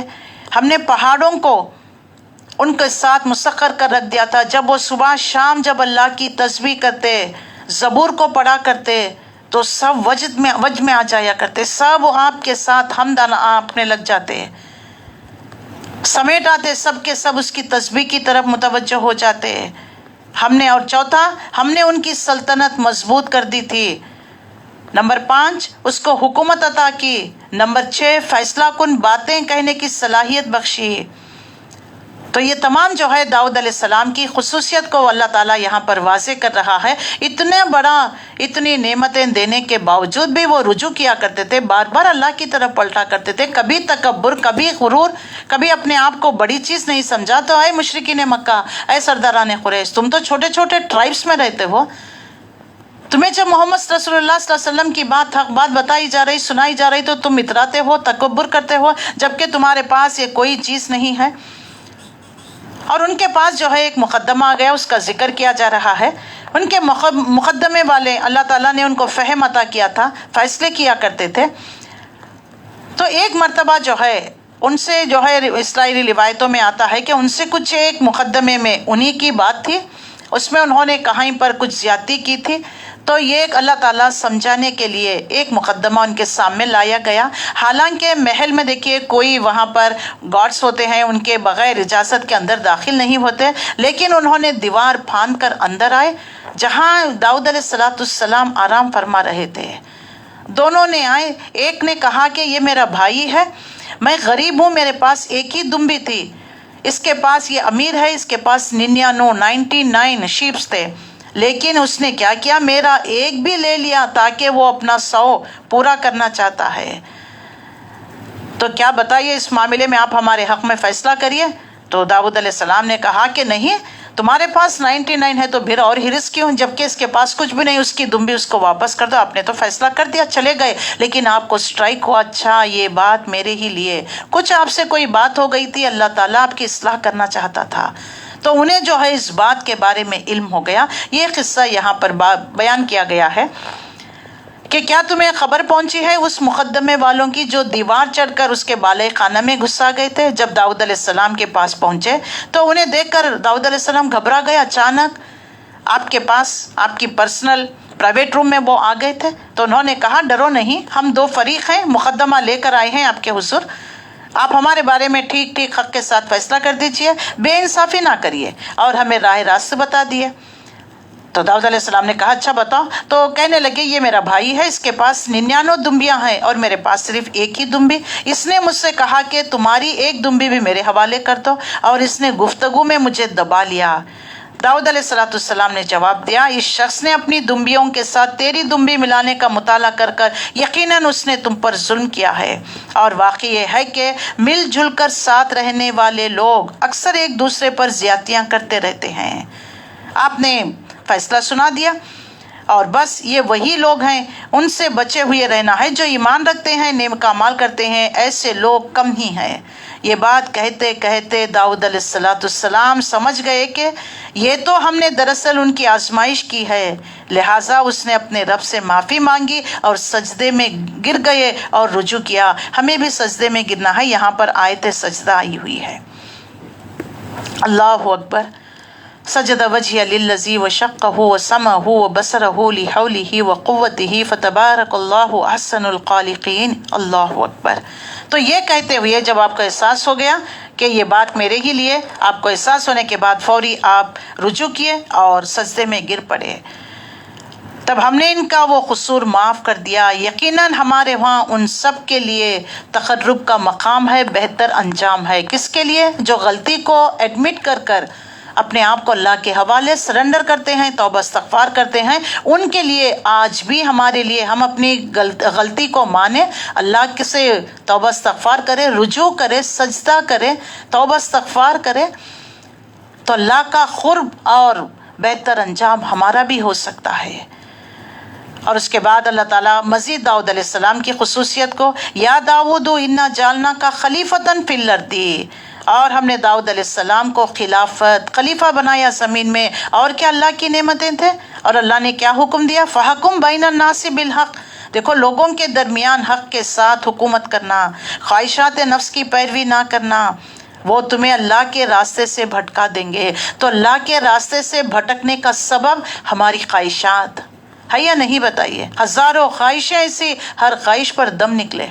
یہ خواہش پوری نہیں ہوئی، اچھا کھانا، اچھا پہننا، میرا جوتا اچھا، میرا جو ہے باڈی اچھی ہو، میرے کپڑے اچھے ہو، میری بول چال، میری گاڑی، ہر چیز اچھی اور اچھا سا بنگلہ، خوبصورت بیوی، اچھے بچے بھی اچھی طرح ویل سیٹل، پھر جو ہے بڑھاپے کے لیے ہمارے پاس بینک بیلنس. تو اللہ خیر صلی اللہ جی، بس اتنی ہی خواہش. اللہ تمہیں سب دینے کے، اس سے بھی کئی دگنا تگنا دینے کے لیے تیار ہے. اللہ کے پاس اس سے بھی بہتر چیزیں ہیں. وہ ابقا، وہ خیر، باقی رہنے والی بھی ہیں، بہتر بھی ہیں. ایک کنڈیشن، اپنی خواہشات نفس کو اس قرآن کے حوالے کر دو، اللہ کے تابع بن جاؤ، اللہ سے توبہ استغفار کرو، اپنی خواہشات کو، اپنے آپ کو اللہ کے حوالے کر دو. تو پھر دیکھ لیجیے اللہ کی مرضی کے مطابق آج زندگی گزارو گے، اللہ تمہارے سب کل تمہیں تمہاری زندگی یعنی تمہاری خواہشات کے مطابق زندگی گزارنے کا موقع دے دے گا. جنت میں جائیں گے تو عیش ہی عیش ہو گیا نا. جنت کو پانے کے لیے آج دنیا میں کوئی اسٹیٹس مقام پانے کے لیے کتنی ہم محنت کرتے ہیں، رات دن کے، بس مجھے مینیجر بننا، جی ایم بننا، سی ایم بننا، پی ایم بننا. ایک جو ہے آپ کا اسٹیٹس بنا تو دیکھ لیں پہلے تو M L A M P بنتے ہیں، پھر اس کے بعد سی ایم بننا، پھر اس کے بعد جو ہے پی ایم بننا. یہ خواہشات ہوتے یا نہیں ہوتے؟ اس کے لیے بہوک اور کروک، حلال ہو یا حرام ہو، مجھے وہاں تک پہنچنا ہے. اس میں انسان دیکھ لیجیے اپنے خواہشات نفس کا غلام بن کر اللہ، رسول، تعلیمات، انسانیت سب کچھ بھول جاتے ہیں. قتل و غارت گری ہو جاتی ہے. یہ تمام چیزیں اللہ واضح کرتا ہے. تو آج وہ انسان جو بھی گمراہ ہو چکا ہے، اگر آج بھی وہ توبہ استغفار کرے، اپنی تمام خواہشات کو اس قرآن کے تابع کرتے تو پھر اللہ معاف کرنے والا ہے. جو لوگ اللہ کی راہ سے بھٹکتے ہیں یقیناً ان کے لیے سخت سزا ہے. دیکھ لیجیے ابھی بھی وقت ہے. یہ سزا اگر تم سے ٹلنی ہے تو اللہ کی طرف آ جاؤ، رجوع کرو، توبہ استغفار کرو. اور یوم الحساب کو بھول نہ جاؤ. قیامت کے دن کھڑے ہو کر اللہ کے حضور ایک ایک پل ایک ایک پائی کہاں خرچ کیا کیا کیا اللہ کو حساب دینا ہے. اس سے بھول نہ جاؤ. یہ تمہاری ضد، تمہاری ہٹ درمی، تمہاری غفلت تمہارا ہی نقصان ہے، تمہارے لیے نقصان ہے. آنکھیں کھول کر دیکھو، اللہ نے تمہیں عقل دیا نا، سوچو سمجھو اور اللہ کی راہ اختیار کر لو. یہاں پر ہم سب کے لیے نصیحت ہے. داؤد علیہ السلام کا قصہ بیان کر کر اللہ ہمیں نصیحت کرتا ہے. وما خلقنا السماء والارض وما بینہما باطلا. اب یہاں پر جو ہے اللہ کی نشانیاں، نیکی کرنے والوں کا انجام. ہم نے اس آسمان کو اور زمین کو، اس دنیا کو جو اس کے درمیان فضول پیدا نہیں کیا. کوئی ایک ذرہ بھی، ایک چیز بھی اللہ نے بیکار نہیں پیدا کیا. مچھر بیکار نہیں پیدا کیا، چمٹی نہیں پیدا کیا، شہد کی مکھی کو بیکار نہیں. عنکبوت جو سورہ جو اللہ تعالیٰ نے قرآن مجید میں جن کے ذکر کیا ہے، یہ جب بیکار نہیں تو اشرف المخلوق مجھے انسان کو کیا بیکار پیدا کیا؟ تو کیا ہم اپنا وقت بیکاری میں ضائع کر سکیں گے؟ یہ تو ان لوگوں کا گمان ہے جنہوں نے کفر کیا، جو ان تمام حقیقتوں کا ڈینائی کرنا. کافر کا مطلب وہ جو ہندو نہیں، وہ جو بت کے آگے کھڑے ہونے مندر میں گھنٹا ہلانے والا نہیں. حقیقت کا ڈینائی کرنا. تو آج حقیقت کا ہم ڈینائی نہیں کر رہے ہیں کہ اللہ نے مجھے جو ہے مسلم گھرانے میں پیدا کیا، قرآن جیسی نعمت مجھے دی، میں آخرت کو بھول گیا، رسول اللہ صلی اللہ علیہ وسلم کی اطاعت اتباع نہیں، میں اپنی خواہشات کو اس چیز کے، اللہ کے نبی کی حدیث اس چیز کے تابع نہ کر دے جو میں لے کر آیا ہوں. کیا لے کر آیا؟ قرآن کے تابع. تمہیں دونوں جہانوں میں سرخ سے ملے گی، کامیابی ملے گی، سرخ ہو جاؤ گے. کیا ہم نے ان لوگوں کو جو ایمان لے کر آئے نیک اعمال کرتے رہے، ان کو جو زمین میں فساد کرنے والے یکساں کر دیں گے؟ جیسا رات اور اندھیرا، آنکھیں والا اور اندھا، کیا دونوں برابر ہے؟ ظلمات اور نور برابر ہے؟ کیا اسی طرح ایمان لا کر نیک اعمال کرنے والے جو زدی میں جو پڑے ہوئے ہیں اپنے آپ کو غفلت میں مبتلا کریں، دونوں یکساں ہیں؟ کیا فاسق فاجر اور ایمان والے یکساں ہیں؟ یہ ایک بڑی بابرکت کتاب ہے جو ہم نے محمد رسول اللہ صلی اللہ علیہ وسلم کی طرف نازل کی ہے تاکہ لوگ اس آیتوں پر غور کریں. عقل فکر رکھنے والوں کے لیے اس میں سبق ہے. کتاب انزلناہ الیک مبارک لیدبروا آیاتہ ولیتذکروا اولو الالباب. اس کتاب کا مقصد واضح کر دیا گیا. یہ کتاب آئی کیوں ہے؟ تدبر کرو، غور و فکر کرو اس میں.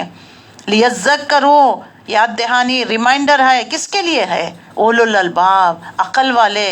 تو اس قرآن سے جو نہ پڑھتے ہیں، نہ عمل کرتے ہیں، نہ اس میں تدبر، نہ غور و فکر، دنیا جو بھاگ رہے ہیں نا، یہ عقل والے نہیں. وہ سمجھ رہے ہیں کہ ہم بڑا عقل کا، دانش مندی کا کام کر رہے ہیں، انویسٹ کر رہے ہیں تو یہ اتنا فائدہ آئے گا، یہاں پر اتنا پرسنٹیج، یہ کمپنی یہاں ڈالیں گے، دوسری کمپنی دبئی میں ڈالیں گے. یہ جو رات دن بھاگ دوڑ کر رہے ہیں نا، اللہ کو بھول کر، اپنے آخرت کو، اپنے ڈیسٹینیشن کو بھول کر دنیا جو بھاگ رہے ہیں نا، یہ اصل میں عقل والے نہیں.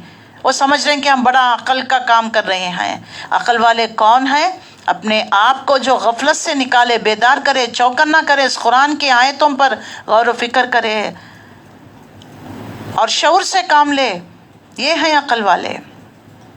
اور اللہ تعالیٰ پھر مزید داؤد علیہ السلام کا ذکر کرتے ہوئے اتنا ہی نہیں، ہم نے اتنی نعمتیں عطا کی، اس کے علاوہ ہم نے نیک اولاد بھی عطا کیا. سلیمان جیسا بیٹا ہم نے عطا کیا. وَوَهَبْنَا لِدَاوُودَ سُلَيْمَانَ نِعْمَ الْعَبْدُ إِنَّهُ أَوَّابٌ. اور سلیمان علیہ السلام کی صفت بہترین بندے اور کثرت سے اپنے رب کی طرف رجوع کرنے والے، بادشاہت، نبوت، حکمت، دانائی، علم، فہم، تدبر، تذکر، اتنی سب کوالٹیز دے کر، مین پاور، مائنڈ پاور، منی پاور، اور جنات آپ کے کنٹرول میں، ہوائیں آپ کے کنٹرول میں، ہر پرندہ کی بولی آپ جانتے ہیں، چمٹیوں کی بولی آپ جانتے تھے نا، سورہ نمل میں پڑھ کر آئے ہیں.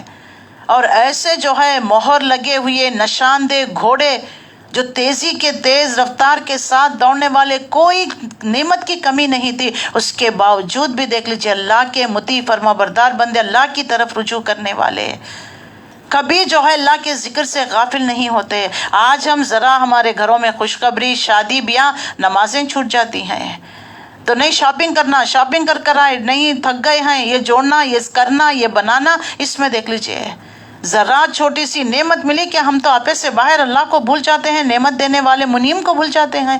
لیکن ہمارے یہ شکر گزار بندے نبوت سب کچھ اتنا دینے کے باوجود کتنا جو ہے ڈاؤن ٹو ارتھ رہا کرتے تھے. اللہ ہمیں بتا رہا ہے تمہیں جو ملی ہے پتہ نہیں 0.00 نہیں ہوگی، لیکن اس پر اتنا اتراتے ہو. اللہ سے ہی جو ہے غفلت، اللہ کو ہی یاد نہیں کرتے. دیکھو ہمارے بندے اپنی رب کی طرف رجوع کرنے والے، قابل ذکر وہ موقع. ایک واقعہ آپ کا بیان کیا جا رہا ہے سلیمان علیہ السلام کا. جب شام کے وقت ان کے سامنے خوب سیدھے ہوئے تیز دوڑنے والے گھوڑے پیش کیے گئے تو انہوں نے کہا کہ میں نے اس کی مال کی محبت میں اپنے رب کی یاد کی وجہ سے اختیار کی ہے. یہاں تک کہ جب وہ گھوڑے نکلے اور نظروں سے اوچل ہو گئے تو انہوں نے حکم دیا کہ انہیں میرے پاس لے کر آؤ. پھر لگا ان کی پنڈلیوں پر، گردنوں پر ہاتھ پھیرے، اور دیکھو کہ سلیمان علیہ السلام کو بھی ہم نے آزمائش میں مبتلا کیا. اللہ یہاں پر واضح فرماتا ہے کہ جو ہے اچھے گھوڑے لے کر آئے. دیکھیے وائٹ جو ریس کے گھوڑے ہوتے ہیں نا تو لائے تو بڑے، اس سے جو ہے ان کو دیکھنے میں، ان کی دوڑ کو دیکھنے میں تھوڑا وقت گزر گیا تو آپ کی جو ہے نماز، کچھ جس وقت کی نماز تھی وہ ضائع ہو گئی. تو انہوں نے کہا کہ ان گھوڑوں کے جو ہے ریس دیکھنے میں، ان گھوڑوں کی دوڑ دیکھنے میں، ان کے ہاتھوں گردنوں پر، ان کے جو ہے پیٹھ پر ہاتھ پھیرتے رہ کر ان کو دیکھنے میں، اس نعمت میں جو ہے مشغول ہو کر مجھے اللہ کی یاد سے غافل کر دیا. تو فوری جو ہے اللہ کی طرف رجوع ہوئے. یہاں پر دیکھ لیجئے اس واقعے کو واضح کر دیا جا رہا ہے. میرے پاس لے کر آؤ. پھر جو ہے لگے ان کے پنڈلیوں پر، گردنوں پر ہاتھ پھیرتے ہوئے، اور دیکھو کہ سلیمان علیہ السلام کو بھی ہم نے ایک آزمائش میں مبتلا کیا اور ان کی کرسی پر جسد لا کر ڈال دیا. پھر اس نے رجوع کیا اور کہا اے میرے رب مجھے معاف کر دے، مجھے وہ بادشاہت عطا کر جو میرے بعد کسی کے لیے یہ سزاوار نہیں. سبحان اللہ، ایسی بادشاہت آپ کو دیا تھا اللہ نے. ان کے ساتھ بھی ہو سکتا ہے یہی معاملہ تھا. تو ان کی کرسی پر ایک ایسا جو ہے، اس میں اسرائیلی روایتیں ملتی ہیں. اب ہمیں اس میں اتنا ڈیپتھ میں جانے کی ضرورت نہیں کہ ایک جو ہے ڈسیبل بچہ پیدا ہو گیا. کچھ اسرائیلی روایتیں، کچھ نااہل آ گئے کہ آپ جیسی حکومت نہیں کر سکے، تو آپ کو اپنی غلطی کا احساس ہو گیا. فوری آپ نے اللہ کی طرف رجوع کیا اور اللہ سے دعا کرنے لگے، پروردگار جو نعمت تو نے مجھے دے رکھا ہے نا، یہ نعمت، یہ بادشاہی کسی اور کو نہ دینا. آپ نے اللہ سے دعا کی. یعنی جو تخت و تاج، جو جنات اور پرندے، ان کی بولیاں، جو اللہ نے آپ کو دے رکھا تھا، اللہ ایسی نعمت کسی اور کو، ایسی بادشاہت تو کسی اور کو نہ دینا. اللہ سے جو ہے دعا کی. تو لہٰذا وہ بھی دیکھ لیجئے، انکا انت الوہاب، وہ ہماری طرف رجوع کرنے والے تھے، پلٹنے والے تھے. اللہ تعالیٰ واضح کرتا ہے. اور اتنا ہی نہیں، ہم نے ان کے لیے ہوا کو مسخر کر دیا جو ان کے حکم سے نرمی کے ساتھ چلتی جدھر وہ چاہتے، اور شیاطین کو مسخر کر دیا، ہر طرح کا معاملات اور جو ہے ہر کام کے لیے غوطہ کرنے والے، اور ہم نے جنات ان کے حوالے کر دیا. یہ ہماری بخشش ہے، تمہیں اختیار ہے، جسے چاہے دے، جسے چاہے روک لے، اور کوئی حساب نہیں. یقیناً اس کے لیے ہمارے ہاں تقرب کا مقام اور بہترین انجام ہے. اللہ تعالیٰ جو ہے وہ نعمتیں جو سلیمان علیہ السلام کو دی گئی، اس کے بارے میں یہاں پر واضح کر رہا ہے کہ یہ تمام نعمتیں ہم نے دیے. یعنی جنات آپ کے قبضے میں، پرندوں کی بولی، یہ تمام چیزیں ہیں. دیکھو ہمارے شکر گزار بندے بنے رہے. جب ان کا احساس ہو گیا اپنی غلطی کا تو فوری ہماری طرف رجوع ہونے لگے. اللہ واضح کرتا ہے. اس کے بعد جس نبی کا ذکر کیا گیا، وَاذْكُرْ عَبْدَنَا ایوب علیہ السلام کا ذکر، تیسرے نبی ہیں جن کا ذکر کیا گیا. جب اس نے ہمارے رب کو پکارا، اور جو ہے ایوب علیہ السلام کو بھی اللہ نے بادشاہت، نبوت، بہت ساری نعمتوں سے نواز رکھا تھا، اور اواب بھی تھے، منیب بھی تھے، اللہ کی طرف رجوع کرنے والے، ذکر کرنے والے. تو شیطان نے اللہ سے کہا، اللہ تو نے تو ان کو سب کچھ دے رکھا، تو اگر تیری عبادت کرے تو کون سی بڑی بات، ذرا چھین کے تو دیکھ، پھر دیکھ کے وہ عبادت کرتے ہیں یا نہیں. تو اللہ تعالیٰ نے دھیرے دھیرے ان کی حکومت سلطنت سب چھین لے گئے. جتنا ان سے جو ہے یہ تمام دنیاوی اقتدار چھینتا چلا گیا اللہ کے اور قریب. اللہ تو نے مجھے ان تمام چیزوں سے آزاد کر دیا, بس تیرے میرے بیچ اب کوئی ہے ہی نہیں اور زیادہ. تو شیطان نے کہا کہ ان کے تو اور بھی جو ہے کوئی بیماری نہیں, جسمانی طور پر تو اچھے ہیں. تو اللہ تعالیٰ نے ان کو ایک جلد کی بیماری دے دی, اسکن ڈیزیز جس کو کہتے ہیں. تو اس وقت بھی دیکھ لیجئے انہوں نے اللہ سے کوئی شکوہ شکایت کچھ نہیں کیا, بلکہ کہنے لگے ربی انی مسنی الضر وانت ارحم الراحمین. بس اللہ تیری رحمت, اگر مجھے بیماری دے کر تیری رحمت میری قریب ہوتی ہے تو مجھے منظور. مجھے نہیں پتا کہ تیری رحمت مجھ پر کیا بیماری کے حالت میں قریب ہوتی ہے یا صحت کی حالت میں قریب ہوتی ہے, مجھے نہیں پتا, لیکن میں تیری رحمت چاہتا ہوں. تیری رحمت میری طرف متوجہ ہو, میرے قریب ہو. دعا کی, اس میں نہ کوئی شکوہ نہ شکایت نہ کوئی جو ہے واویلا کہ اللہ کب تک برداشت کروں, یہ جلد کی بیماری کیا مجھے دے دیا, کیوں مجھ سے چھین لیا, کچھ نہیں. تو حکمت والا ہے, تیری رحمت کب مجھ سے قریب, یا بیماری کی حالت یا صحت کی, جبھی بھی قریب ہوگی تو مجھے وہ دے دے. انہوں نے بس اللہ سے یہی دعا کی. اللہ واضح کرتا ہے کہ سخت تکلیف اور عذاب میں ڈال دیا. مسنی الشیطان اس نادا ربہ, انہوں نے جب اپنے رب کو پکارا کہ شیطان نے مجھے سخت تکلیف اور عذاب میں ڈال دیا ہے. مسنی الشیطان بنصب و عذاب کی اور رجوع کیا, اللہ سے دعا کی. یہ دعا ہم وہاں پر بھی پڑھ کر آئے ہوئے ہیں, ربی انی مسنی الضر وانت ارحم الراحمین. جب کثرت سے دعا کی تو اللہ تعالیٰ نے ان کو حکم دیا اپنا پیر زمین پر مارو, اور یہ ہے ٹھنڈا پانی اور نہانے کے لیے اور اپنے پینے کے لیے. ہم نے اس کے اور اس کے اہل و عیال کو پھر واپس دے دیا, ان کے ساتھ اتنا ہی اور اپنی طرف سے رحمت کے طور پر اور بھی مزید دے دیا. جو پہلے تھی وہ سلطنت حکومت, اس سے اور کہیں درجہ اللہ نے دے دیا, اور عقل فکر کرنے والوں کے لیے درس کے طور پر. اور ہم نے ان سے کہا اور تنکے کا ایک مٹ لو اور اس سے مارو, اپنی قسم نہ توڑو. یعنی انہوں نے قسم کھائی تھی تو اللہ تعالیٰ نے اس کا کفارہ بتا دیا, تنکا لو یعنی اسی طرح, اور اس سے جو ہے مارو اور اپنا کفارہ پورا کر لو. انا وجدناہ صابرا, ہم نے انہیں صابر پایا. نعم العبد, بہت بہترین عبد تھے, بہت بہترین بندے تھے, اپنی رب کی طرف بہت رجوع کرنے والے. اواب, انہ اواب, یہاں پر دیکھ لیجئے نبیوں کی خاص صفت اواب, رجوع کرنے والے. تو ہمیں بھی بار بار پر رجوع کرنا ہے. چوتھے نبی کا ذکر, وَاذْكُرْ عَبْدِنَا إِبْرَاهِيمَ وَإِسْحَاقَ وَيَعْقُوبَ أُولِي الْأَيْدِي وَالْأَبْصَارِ, اور ہمارے بندے ابراہیم, اسحاق, یعقوب کا ذکر کرو, بڑی قوت عمل رکھنے والے اور دیدار در لوگ تھے, اور انہیں بصیرت والے لوگ تھے. ہم نے ان کو خاص صفات کی بنا پر برگزیدہ کیا تھا, اور دار آخرت کی یاد بھی تھی. یقیناً ہمارے وہاں ان کا شمار چنے ہوئے لوگوں میں ہوگا. سبحان اللہ, کیسے کیسے ان کے ساتھ اللہ تعالیٰ نے ابراہیم علیہ السلام کو چنا. آزمائشوں میں, تمام آزمائشوں میں پورے ہو گئے. انی جاعلک للناس اماما, اللہ نے آپ کو لیڈر, پیشوا بنا دیا. اللہ یہاں پر ذکر کر رہا ہے. اتنا ہی نہیں, اسحاق اور اسماعیل جیسے بیٹے, پھر اسحاق علیہ السلام کے یعقوب علیہ السلام, یعقوب علیہ السلام کے جو ہے یوسف علیہ السلام, یہ سلسلہ نبوت کا اللہ نے چلایا. اللہ فرماتا ہے یہ ہمارے نیکوکار بندوں میں سے شکر گزار تھے, اواب تھے, اللہ کی طرف رجوع کرنے والے. وَاذْكُرْ إِسْمَاعِيلَ وَالْيَسَعَ وَالذَّلْكِفْلَ, اور اسماعیل, الیاس اور ذوالکفل کا بھی ذکر کریے.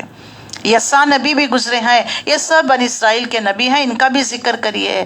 یہ نیک لوگوں میں سے تھے. ھذا ذکر, یہ ایک ذکر ہے. اب سنو کہ متقی لوگوں کا کیا انجام ہوگا. اللہ تعالیٰ نے آیت نمبر 50 میں متقی لوگ کون ہیں ان کے صفات کو, یہاں پر تو انبیاء کا ذکر ہے نا, انبیاء کا ذکر اللہ نے واضح کر دیا. اب نیک متقی لوگ کون ہوں گے, اللہ ان کے بارے میں واضح کرتا ہے. اتنے انبیاء, ان کی خصوصیت, اتنی نعمتیں دینے کے باوجود نہ آپے سے باہر بلکہ شکر گزار بندے رہے. ان للمتقین لحسن مآب, متقی لوگ یقیناً بہترین ٹھکانہ. جنات عدن, ہمیشہ رہنے والی جنت, جن کے جن کے دروازے ان کے لیے کھلے ہوئے ہوں گے اور اس میں تکیہ لگائے بیٹھیں گے، خوب خوب جو ہے وہ فاکہۃ کھا رہے ہوں گے، کثیرۃ و شراب اور مشروبات طلب کر رہے ہوں گے، ان کے پاس شرمیلی کمسن بیویاں ہوں گی۔ یہ وہ چیزیں ہیں جنہیں حساب کے دن عطا کرنے کا تم سے وعدہ کیا جا رہا تھا۔ متقی نیک پرہیزگار لوگوں کے لیے اللہ نے جنت کی نعمتیں انعامات کا جو وعدہ کیا وہ اللہ نے اپنے وعدہ پورا کیا۔ دے آر انجوائنگ، کھا رہے ہیں پی رہے ہیں، اور کم سن اور خوبصورت نگاہیں والی اور شرمیلی نگاہیں والی حوروں سے حوریں ان کی خدمت کے لیے۔ یہ ہمارا رزق ہے جو کبھی ختم ہونے والا نہیں ہے۔ یہ جو جس کے لیے تم نے جو محنت دوڑ دھوپ کی نا، یہ تمہارا رزق ہے، کبھی ختم ہونے والا نہیں۔ یہ تو متقین کا انجام ہوا، اب سرکشوں کے لیے بدترین ٹھکانہ ہے۔ اللہ تعالیٰ نے جہنمیوں کے بارے میں 55 سے لے کر 59 تک ان کا ذکر کیا ہے۔ جہنم جس میں وہ جھلس جائیں گے، بہت ہی بری قیام گاہ ہوگی۔ یہ ہے ان کے لیے بس وہ مزہ چکے کھولتے ہوئے پانی، پیپ، لہو، ہر قسم کی دوسری سختیوں کا۔ وہ جہنم کی طرف اپنے پیروکاروں کو آتے دیکھ کر آپس میں کہیں گے، یہ ایک لشکر تمہارے پاس گھسا چلا رہا ہے، کوئی خوش آمدید ویلکم نہیں ہوگا ان کے لیے۔ یہ آگ میں جھلسنے والے تنگ جگہ ہوگی، لا کر ٹھوس دیا جائے گا۔ ایک دوسرے پر ملامت کریں گے، ایک دوسرے کے لیے شکوے شکایتیں کریں گے، ان کی وجہ سے ایک دوسرے کو برا بھلا کہتے رہیں گے، ایک دوسرے سے جھگڑنے لگیں گے۔ وہ ان کو جواب دیں گے، نہیں بلکہ تم ہی جھلسے جا رہے ہو، کوئی حقیر مقدمہ تمہارے لیے نہیں، تو ہم ہی تو یہ انجام ہمارے آگے لائے ہوئے ہو۔ ایک دوسرے کو ملامت جزا فسا کرتے رہیں گے، یہ کیسی بری جائے قرار ہے۔ پھر وہ کہیں گے، اے ہمارے رب، اللہ سے دعا کریں گے جہنم میں 61 آیت، اے ہمارے رب، ربنا من قدم لنا ھذا فزدہ عذابا ضعیفا فی النار۔ اس انجام کو پہچاننے کے بندہ بست کیا جائے گا، اللہ یہ دوزخ کا عذاب جان کا لاگو ہے، دوزخ کا دوہرا عذاب دے۔ اللہ ان کی وجہ سے، ان لیڈرز، ان پیشواؤں کی وجہ سے ایک دوسرے کو ملامت کر کر کہیں گے، ان کو تو دوہرا عذاب دے۔ آپس میں کہیں گے، کیا بات ہے، ہم ان لوگوں کو کہیں نہیں دیکھ رہے ہیں جنہیں ہم دنیا میں برا سمجھا کرتے تھے، ہم نے یوں ہی ان کا مذاق اڑایا کرتے تھے، دینداروں کا، اللہ کے رسولوں کا، ولی اللہوں کا، نیک لوگوں کا، متقی پرہیزگار لوگوں کا۔ وہ کہیں گے کہ ہم جن کا دنیا میں مذاق اڑایا کرتے تھے وہ نہیں نظر آ رہے ہیں، یا وہ کہیں نظروں سے اوجھل ہیں۔ بے شک یہ بات سچی ہے، اہل دوزخ میں یہی کچھ جھگڑے ہونے والے ہیں، یہی جزا فسا ہونے والی، دوسرے کو بلیمنگ کرنے والے ہیں۔ یہ تمام چیزیں واضح کر کر اللہ تعالیٰ 65 آیت میں قُلْ إِنَّمَا أَنَا نَذِيرٌ وَمَا مِنْ إِلَٰهٍ إِلَّا اللَّهُ الْوَاحِدُ الْقَهَّارُ۔ اے نبی ان سے کہو، میں تو بس خبردار کر دینے والا ہوں، کوئی حقیقی معبود نہیں مگر اللہ جو ایکتا ہے، سب پر غالب، آسمان اور زمین کا مالک اور ساری چیزوں کا مالک، جو ان کے درمیان ہے زبردست درگزر کرنے والا۔ ان سے کہو، یہ ایک بڑی خبر ہے جس کو سن کر تم منہ پھیرتے ہو۔ پہلے اللہ کی تعریف، وحدانیت، دیکھو یہ کلام اس ہستی کی طرف سے ہے، ہز میجسٹی، ہز ہائنس، اور دیکھیے حکومت کی طرف سے تو کیسے جو ہے اٹینشن کہتے ہوئے جو بات کو، تاکہ سب لوگ متوجہ ہو جائے، تو بتائی جا رہی ہے، کہو یہ ایک ایسی بات ہے، بڑی خبر ہے جسے سن کر تم منہ پھیرتے ہو۔ قل ہوا نبأ عظیم، کیا چیز ہے وہ، اسے دیکھ کر تم منہ پھیرتے ہو۔ ما کان لی من علم بالملاء الاعلی اذ یختصمون، ان سے کہو مجھے اس وقت کی کوئی خبر نہ تھی جب ملائے اعلیٰ میں جھگڑا ہو رہا تھا، مجھ کو تو وحی کے ذریعے یہ بات صرف اس لیے بتا دی گئی تاکہ میں کھلم کھلا خبردار کر دینے والا ہوں۔ یہ کون سی بات؟ جب آسمان پر اللہ تعالیٰ واضح کر رہا تھا، یعنی خلیفہ بنانے کی، اور فرشتوں کو اللہ نے کہا کہ میں خلیفہ، تو انہوں نے اعتراض کیا کہ اللہ خون ریزی کریں گے، تو اللہ نے یہ سب جو ہم سورہ بقرہ میں پڑھ کر آئے ہیں، دیکھو یہ قصہ اللہ نے وحی کے ذریعے، تو اب تو تم مان لو اس بات کو، یہ اللہ کی طرف سے ہے کلام۔ یوحا الیہ، یہ بات مجھے وحی کے ذریعے بتلا دی گئی، جب تمہارے رب نے فرشتوں سے کہا کیا کہا؟ اس قال ربک للملائکۃ انی خالق بشرا من طین، میں مٹی سے ایک بشر بنانے والا ہوں، فاذا سویتہ ونفخت فیہ من روحی، جب میں اس کو پوری طرح بنا دوں، میں جب اس کے اندر اپنی روح، ڈیوائن سپارک، یہ جو ہم روح کہتے ہیں نا، یہ ڈیوائن سپارک میں اس کے اندر ڈال دوں تو تم سب سجدے میں گر پڑنا۔ ابلیس اور آدم کا قصہ 7 مرتبہ قرآن مجید میں آیا ہے، 7 مرتبہ اللہ تعالیٰ نے قرآن مجید میں واضح کر دیا ہے۔ تو جب میں اس کی تخلیق کر لوں، ہر لحاظ سے درست کر لوں، اس کی تکمیل کر دوں، فنیشنگ ٹچ جس کو ہم کہتے ہیں، تو جب اس کو میں کہوں کہ اس کے آگے سجدہ ہونا، سجدے میں گرنا، تو تم سب سجدہ کرنا۔ وَنَفَخْتُ فِيهِ مِن روح فَقَعُوا لَهُ سَاجِدِينَ، اور میں اس میں اپنی روح میں سے پھونک دوں تو تم سب گر پڑنا اس کے آگے سجدے میں۔ میری روح کا مطلب کیا ہے؟ آدم علیہ السلام کو مسجد ملائکہ ہونا اس روح ربانی کی بنیاد پر تھا جو اللہ تعالیٰ نے ان کے جسم میں پھونک دی تھی۔ فسجد الملائکۃ کلہم اجمعون، سب کے سب فرشتوں نے اکٹھا سجدہ کیا، الا ابلیس، مگر ابلیس کے سوا ابلیس کے، استکبر وکان من الکافرین، تکبر کیا، کافروں میں، انکار کرنے والوں میں ہو گیا۔ تو قال، اللہ نے اس سے پوچھا، یا ابلیس ما منعک ان تسجد لما خلقت یدی، اے ابلیس تجھے کس چیز نے روک دیا کہ تو نے آدم کو سجدہ نہیں کیا؟ میں نے اپنے دونوں ہاتھوں سے بنایا تھا۔ تو یہاں پر آدم کی تخلیق کو اللہ نے اپنے دونوں ہاتھوں سے نسبت دینا، قرآن مجید میں اللہ کی قدرت کے بارے میں کہ جیسا کہ اللہ کے دونوں ہاتھ دائیں ہیں، تو میں نے اس کو بنایا، اس کے اندر میں نے اپنی روح پھونکی، سب کو میں نے حکم دیا، لیکن کس چیز نے تجھے منع کر دیا؟ تو وہ تکبر قرآن مجید میں کئی مرتبہ کئی مقامات پر آیا ہے۔ ابا واستکبر وکان من الکافرین، ابا واستکبر وکان من الجن، سورہ کہف میں آتا ہے۔ تو یہاں پر جو ہے وہ اکڑ گیا اور اپنی بڑائی کا گھمنڈ کرنے لگا۔ استکبرتم ام کنتم من العالین، ابلیس تجھے کیا چیز اس کو سجدہ کرنے سے منع کی؟ جبکہ میں نے اس کو اپنے ہاتھوں سے بنایا، تو وہ بڑا بن رہا ہے، یا تو ہے ہی کچھ اور اونچے درجے سے ہستیوں میں سے۔ تو اس نے جواب دیا، میں اس سے بہتر ہوں۔ قال انا خیر من خلقتنی من نار وخلقتہ من طین، مجھ کو تو نے آگ سے بنایا، اس کو جو ہے مٹی سے پیدا کیا۔ تو اللہ نے فرمایا فاخرج منہا فانک رجیم، تو یہاں سے نکل جا، تو مردود ہے۔ وَإِنَّ عَلَيْكَ لَعْنَتِي إِلَىٰ يَوْمِ الدِّينِ، اور یوم قیامت تک تیرے لیے، تیرے اوپر لعنت ہے۔ تو وہ بولا، خالہ، اس نے کہا، ربی، اے میرے رب، فانظرنی الی یوم یبعثون، مجھے اس وقت تک مہلت دے دے۔ کب تک؟ قیامت کے دن تک، جب یہ لوگ دوبارہ اٹھائے جائیں گے۔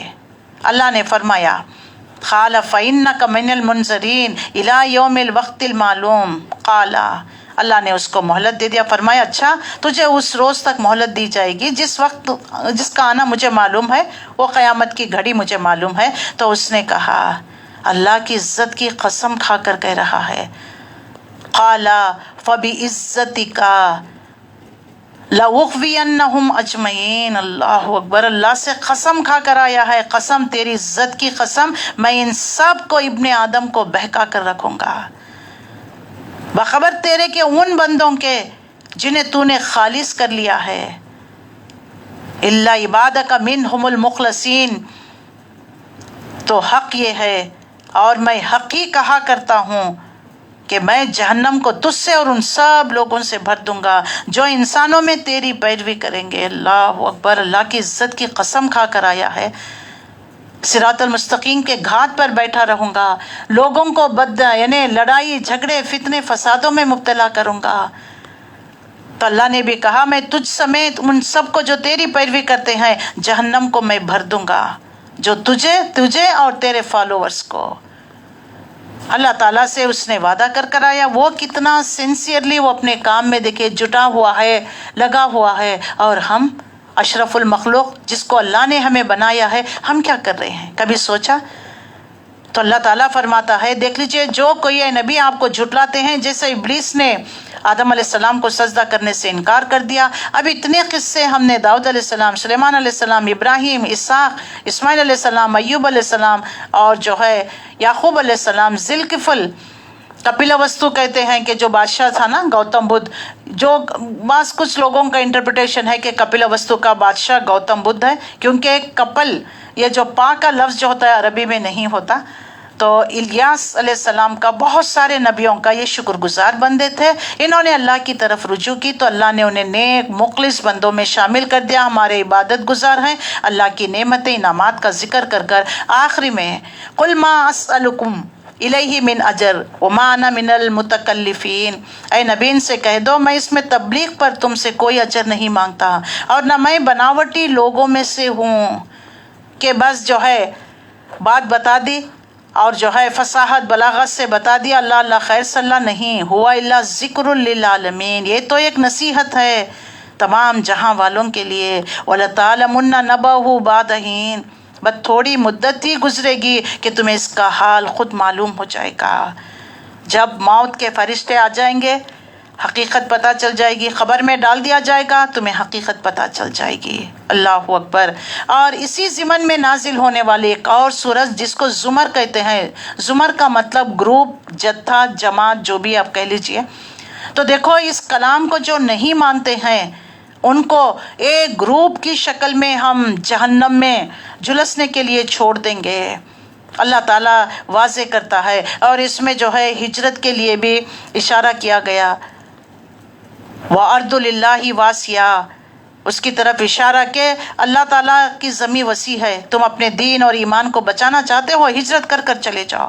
اور اس سورہ میں بھی جو ہے مضمون یہی بات بتا دی گئی، جو ہجرت حبشہ سے کچھ پہلے مکہ معظمہ میں جو ایمان لانے والوں پر ظلم و زیادتی، جو پرسیکیوشن ہو رہا تھا، اس پر اللہ تعالیٰ نے ان کے لیے ایک جگہ مہیا کر دی کہ وہاں جاؤ، سکون اور اطمینان کے ساتھ اپنے دعوت دین کا کام کرتے رہو۔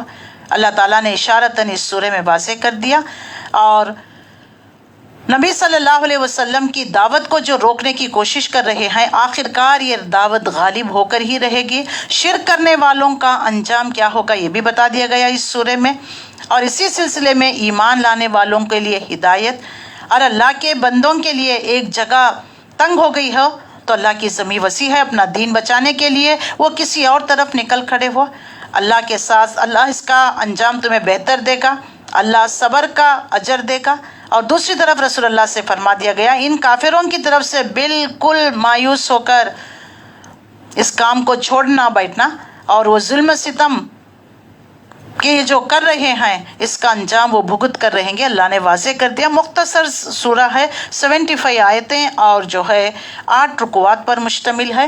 اس کا اوور ویو دیکھ لیں، 1 سے لے کر 8 توحید باری تعالیٰ، 9 سے 37 اچھے برے کردار کہ وہ مثال کے طور پر اللہ نے واضح کر دیا، 38 سے 52 مشرکین کے باطل نظریات، 53 سے 63 اللہ کی طرف پلٹنے کا بیان، 64 سے 66 باطل کے ساتھ سمجھوتا، نو کمپرومائز ان دین، 67 سے 75 اور جو ہے آخرت کے بارے میں۔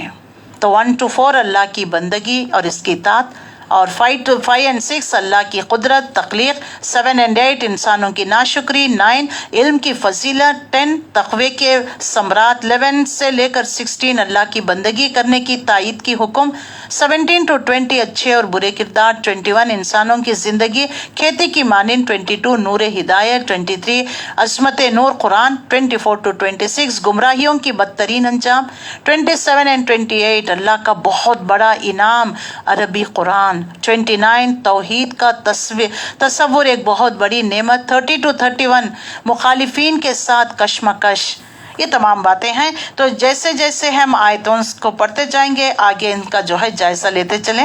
تو یہاں پر توحید کی دلائل دے دیے گئے ہیں، جیسے کہ سورہ صاد میں اللہ تعالیٰ نے واضح کر دیا، سورہ یاسین، سورہ سبا، یہ سب الحمدللہ سے جو شروع ہوتے ہیں وحدانیت کی، اللہ کی توحید کی، اس میں عملی ثبوت دے دیے گئے ہیں۔ ایک ہے علمی ثبوت، دوسرا ہے توحید عملی، اس پر جو ہے زور دے دیا گیا ہے۔ علمی کیا ہے؟ لا ضد لہ ولا ند لہ ولا مثل لہ ولا مثال لہ ولا مثیل لہ، اللہ کا کوئی برابر نہیں ہے۔ اللہ کے نبی صلی اللہ علیہ وسلم نے عقیدے کے طور پر توحید کو ان سب جانتے ہیں، یعنی اللہ کو ایک ماننا وہ اکیلا تنہا ہے، اس کا کوئی کفو برابر ساتھی ساجی نہ ذات میں نہ صفات کے اعتبار سے، اس کو یہاں پر واضح کر دیا گیا ہے۔ توحید فی الطلب کہتے ہیں، توحید فی العلم، توحید فی العمل، یہ سب چیزیں یہاں پر اللہ تعالیٰ نے اس سورہ میں واضح کر دیے ہیں۔ اور بات شروع ہو رہی ہے تنزیل الکتاب من اللہ العزیز الحکیم، جہاں کہیں بھی کتاب کی بات، اعتراضات قرآن پر، اس کتاب کا نزول اللہ زبردست و دانا کی طرف سے ہے۔ انا انزلنا الیک الکتاب بالحق، یہ کتاب ہے نبی صلی اللہ علیہ وسلم، ہم نے یہ کتاب آپ کی طرف حق کے ساتھ نازل کیا ہے۔ یہ کیا میسج لے کر آئی ہے؟ فاعبد اللہ مخلصا لہ الدین، اللہ کی بندگی کرو، دین کو اسی کے لیے خالص کرتے ہوئے۔ الا للہ الدین الخالص، خبردار دین خالص اللہ کا حق ہے۔ اللہ نے پیور دین، اخلاص کا دین دے دیا، مخلص ہو کر اس پر جمے رہو، ڈٹے رہو، یہ اللہ کا حق ہے۔ رہے وہ لوگ جنہوں نے اس کے سوا دوسروں کو سرپرست بنا رکھا ہے، وہ اپنے اس فعل کی یعنی توحید جو توجہ کرتے ہوئے عبادت صرف اس لیے کرتے ہیں کہ وہ ہماری رسائی، یہ جو ہے شرک کیوں کرتے ہیں، ان سے پوچھا گیا تو یہ کہتے ہیں ہم یہ جو ہے یہ اللہ کی بیٹیاں اس لیے قرار دیتے ہیں کہ قیامت کے دن اللہ کی پکڑ سے، عذاب سے وہ ہمیں بچا لے، اور اللہ تک ان کی پہنچ ہے، اسی لیے ہم یہ ولی اللہ، بزرگان دین اللہ کے نیک ہے نا۔ اللہ خود فرماتا ہے کہ یہ خبروں میں زندہ ہے، جا کر خبر والوں سے اس لیے مانگتے ہیں کہ ہمارا مسئلہ اللہ تک ذرا پہنچا دیجئے، یہ ہماری فائل اللہ کے وہاں تک پہنچا دیجئے، اللہ تک ہماری رسائی کرا دیں، اسی لیے ہم ان کی پوجا پاٹ کرتے ہیں۔ اللہ یقیناً ان کے درمیان ان تمام باتوں کا فیصلہ کر دے گا جن میں وہ اختلاف کر رہے ہیں۔ ابراہیم علیہ السلام کے زمانے سے ہم سنتے آ رہے ہیں، نہ یہ سنتے ہیں، نہ بولتے ہیں، نہ کھاتے ہیں، نہ نفع نہ نقصان، یہ تمہارا کچھ نہیں کرتے، ایسوں کے ساتھ تم ان کے آگے سجدہ ریز ہوتے ہو۔ اللہ کسی ایسے شخص کو ہدایت نہیں دیتا جو جھوٹا اور منکرین حق ہوتا ہے، اور جو ہے اللہ کے بارے میں جھوٹا عقیدہ، عزیر ابن اللہ کا بیٹا، عیسیٰ ابن مریم خدا کا بیٹا، اور فرشتے خدا کی بیٹیاں، اللہ یہاں پر اس کی نفی۔ اگر اللہ کسی کو بیٹا بنانا چاہتا تو اپنی مخلوق میں سے جن کو چاہتا برگزیدہ کر لیتا، پاک ہے وہ اس سے کہ کوئی اس کا بیٹا ہو۔ وہ اللہ ہے، اکیلا ہے، سب پر غالب ہے، اور کیسی زبردست ہستی ہے، اس نے زمین اور آسمان کو برحق پیدا کیا، وہی دن پر رات، رات پر دن کو لپیٹتا ہے، اسی نے سورج اور چاند کو اس طرح مسخر کر رکھا ہے، ہر ایک اپنے وقت مقررہ تک چلے جا رہا ہے۔ جان رکھو زبردست ہے، درگزر کرنے والا۔ اس نے تم کو ایک جان سے پیدا کیا، پھر وہی سے اس کا جوڑا بنایا، اور اسی نے تمہارے لیے مویشیوں میں سے 8 نر اور مادے پیدا کیے، اور تمہاری ماؤں کے پیٹوں میں 3 تاریکی پردوں کے اندر تمہیں ایک کے بعد ایک شکل دیتا چلا گیا۔ یہی اللہ جس کے یہ کام ہے تمہارا رب ہے، بادشاہی اسی کے لیے ہے، لا الہ الا ہو، اور اس کے سوا کوئی معبود نہیں۔ فانا تصرفون، کدھر کو پھیرے جا رہے ہو؟ کمزور تو تم ہو، تمہاری نسل آگے بڑھنے کے لیے، خاندانوں کو آگے بڑھانے کے لیے، تمہاری جائیداد کے کوئی نگران ہونا، تمہیں بیٹا چاہیے، اللہ کو کیا چاہیے؟ اللہ کو کیا ضرورت ہے؟ بے نیاز ہے، خالق مالک کائنات ہے، زمین اور آسمان، اس کے اندر کی چیزیں، رات اور دن، زندے کو مردہ، مردے کو زندہ، جانور، ان میں بھی جو ہے نر اور مادہ، اور ماں کے پیٹوں میں 3 پردوں میں مختلف شکلیں تمہاری بدلتا چلا گیا۔ سبحان اللہ، یہ ہے تمہارا رب، اسے کیا ضرورت ہے؟ جس نے تمہاری تخلیق کی، اس کے لیے بیٹے کی ضرورت ہے؟ یہاں عقلوں کو جھنجھوڑنے والا، سوئے ہوئے ضمیروں کو جگانے والا، چوکنا کرنے والا، سستی کو چھوڑ کر چستی اختیار کرو، توجہ کرو، آؤ لوٹ کرو اس قرآن کی طرف۔ اللہ کے رسول صلی اللہ علیہ وسلم اسی ایک اللہ کی طرف تمہیں دعوت دے رہے ہیں۔ یہ سب بناوٹی جھوٹے معبود کچھ نہیں ہیں، ان کو تم نے اپنے ہاتھوں سے تراشا، تم اور تمہارے باپ دادا نے ان کے نام لکھ لیے ہیں، یہ لکشمی، سرسوتی، کالی، کیا ان کا کوئی وجود؟ ان کے بارے میں تمہیں کوئی سٹیٹمنٹ ملا ہے؟ کسی نے کچھ کہہ دیا؟ ان کی شکل و صورت کے بارے میں تمہیں بتا دیا؟ یہ سب تمہارے گمان، ازمپشنس ہے، خیاس ہے۔ کدھر پھیرے جا رہے ہو؟ سمجھایا جا رہا ہے ان تکفروا فإن اللہ غنی عنکم ولا یرضی لعبادہ الکفر وَإِن تَشْكُرُوا يَرْضُهُ لَكُمْ وَلَا تَزِرُ وَازِرَةٌ وِزْرَ أُخْرَىٰ ثُمَّ إِلَىٰ رَبِّكُمْ مَرْجِعُكُمْ فَيُنَبِّئُكُم بِمَا كُنتُمْ تَعْمَلُونَ إِنَّهُ عَلِيمٌ بِذَاتِ الصُّدُورِ۔ اور اگر تم کفر کرو گے، ان تمام باتوں کو ڈینائی کر دو گے، جھوٹ کہو گے، تو اللہ بے نیاز ہے، لیکن وہ اپنے بندوں کے لیے کفر کو کبھی پسند نہیں کرتا۔ ہم ماں باپ یہ بات پسند نہیں کرتے کہ ہمارے بچے دوسروں سے جا کر مانگے، کوئی شوہر یہ بات پسند نہیں کرتا کہ اپنی بیوی شوہر سے نہیں شوہر کے دوست سے مانگے۔ ہم یہ نہیں چاہتے کہ ہماری زمین جائیداد، ہماری ملکیت پر دوسروں کا قبضہ ہو، ہم تو کورٹ کچہری چلے جاتے ہیں۔ کوئی ہمارے گھر پر ہمارا ہی بھائی بہن اپنی نیم پلیٹ رکھے ہم پسند نہیں کرتے۔ ہم اپنے مملوک جو ہم سے نیچے ہیں، جو ہمارے گھروں میں کام کرنے والے خادم ہیں، جو بھی ہم سے کمتر ہیں، ہم ان کو برابری کا درجہ نہیں دیتے، برابر بٹھا کر کھلاتے نہیں، بینک بیلنس دونوں کا ایکول ہو ہم نہیں یہ کرتے، ہم اپنی پراپرٹی ان سے شیئر نہیں کرتے، تو ہاؤ کم اللہ کیسے کرے گا؟ اللہ کے مد مقابل میں بیٹا بیٹی تجویز کرتے ہو؟ عقلوں کو کیا ہو گیا ہے؟ سوچ کے تو دیکھو۔ اللہ سمجھا رہا ہے، جھنجھوڑ رہا ہے ہمیں۔ اللہ واضح کرتا ہے اللہ یہ بات بالکل پسند نہیں کرتا کہ کوئی اس کے ساتھ کفر کرے۔ اگر تم شکر کرو تو وہ تمہارے لیے ہی پسند کرتا ہے۔ کوئی بوجھ اٹھانے والا کسی دوسرے کا بوجھ نہیں اٹھائے گا۔ آج گناہ کو ہم کسی کے خوشنودی کے لیے کر رہے ہیں، اپنی خواہشات کو پورا کرنے کے لیے کسی کے غلام بنے ہیں، ذہنی طور پر انگریزوں کے غلام بنے ہیں۔ کبھی یہودیوں کی نقالی تو کبھی نصرانی کی، کبھی ہندوؤں کی رسم و رواج، طور طریقے ہمارے دیکھ لیجئے۔ تو کیا کر رہے ہیں؟ اللہ واضح کر رہا ہے اگر تم کسی اور کی پیروی کرو گے، آخر کار تم سب کو اپنے رب کی طرف پلٹنا ہے، پھر وہ تمہیں بتا دے گا تم کیا کچھ کرتے رہے ہو۔ وہ تو دلوں کا حال تک جانتا ہے۔ پھر اللہ تعالیٰ انسان کی کیفیت کو واضح کرتا ہے۔ انسان کی کیفیت کیا ہے؟ جب اس کو کوئی نعمت ملتی ہے تو بھول جاتا ہے، جب کبھی کوئی برا وقت آتا ہے تو اللہ سے واویلے کرنے لگتا ہے۔ وَإِذَا مَسَّ الْإِنسَانُ الضُّرُّ دَعَا رَبَّهُ مُنِيبًا إِلَيْهِ ثُمَّ إِذَا خَوَّلَهُ نِعْمَةً مِّنْهُ نَسِيَ مَا كَانَ يَدْعُو إِلَيْهِ مِن قَبْلُ وَجَعَلَ اللَّهَ أَندَادًا لِّيُضِلَّ عَن سَبِيلِهِ۔ انسان پر جب کوئی آفت آتی ہے اپنے رب کی طرف رجوع کر کر اس کو پکارتا ہے، اٹھتے بیٹھتے ہاتھ سے تسبیح نہیں نکلتی، سجدوں سے سر نہیں اٹھتے، جانماز فولڈ نہیں ہوتی۔ آپ دعا کریے، کوئی جو ہے نیکی کا کام چھوڑتے نہیں۔ جب پھر اس کا رب اس پر اپنی نعمتوں سے نواز دیتا ہے تو بس مصیبت کو بھول جاتا ہے۔ جس طرح وہ اللہ کو پکارا کرتا تھا اب وہ دوسروں کو اللہ کا ہمسر ٹھہراتا ہے تاکہ اس کی راہ سے اسے گمراہ کرے۔ اے نبی صلی اللہ علیہ وسلم، یعنی مشرکین مکہ جب ان کی کشتی بھنور میں آ جاتی، لات منات عزا کو چھوڑ کر آسمان کی طرف نظر اور آنکھیں اللہ کو پکارتے، اللہ تو ہمیں کشتی ہماری خشکی پر لگا دے، ساحل پر لگا دے۔ جب وہ اللہ تعالیٰ ان کو صحیح سلامت بچا دیتا نا، فوری شکرانہ ادا کرنے کے لیے ان بتوں کی طرف دوڑا کرتے کہ ان کی وجہ سے ہم بچ گئے ہیں۔ اللہ ان ناشکرے لوگوں کے بارے میں ذکر کرتا ہے، ان کافروں کے بارے میں۔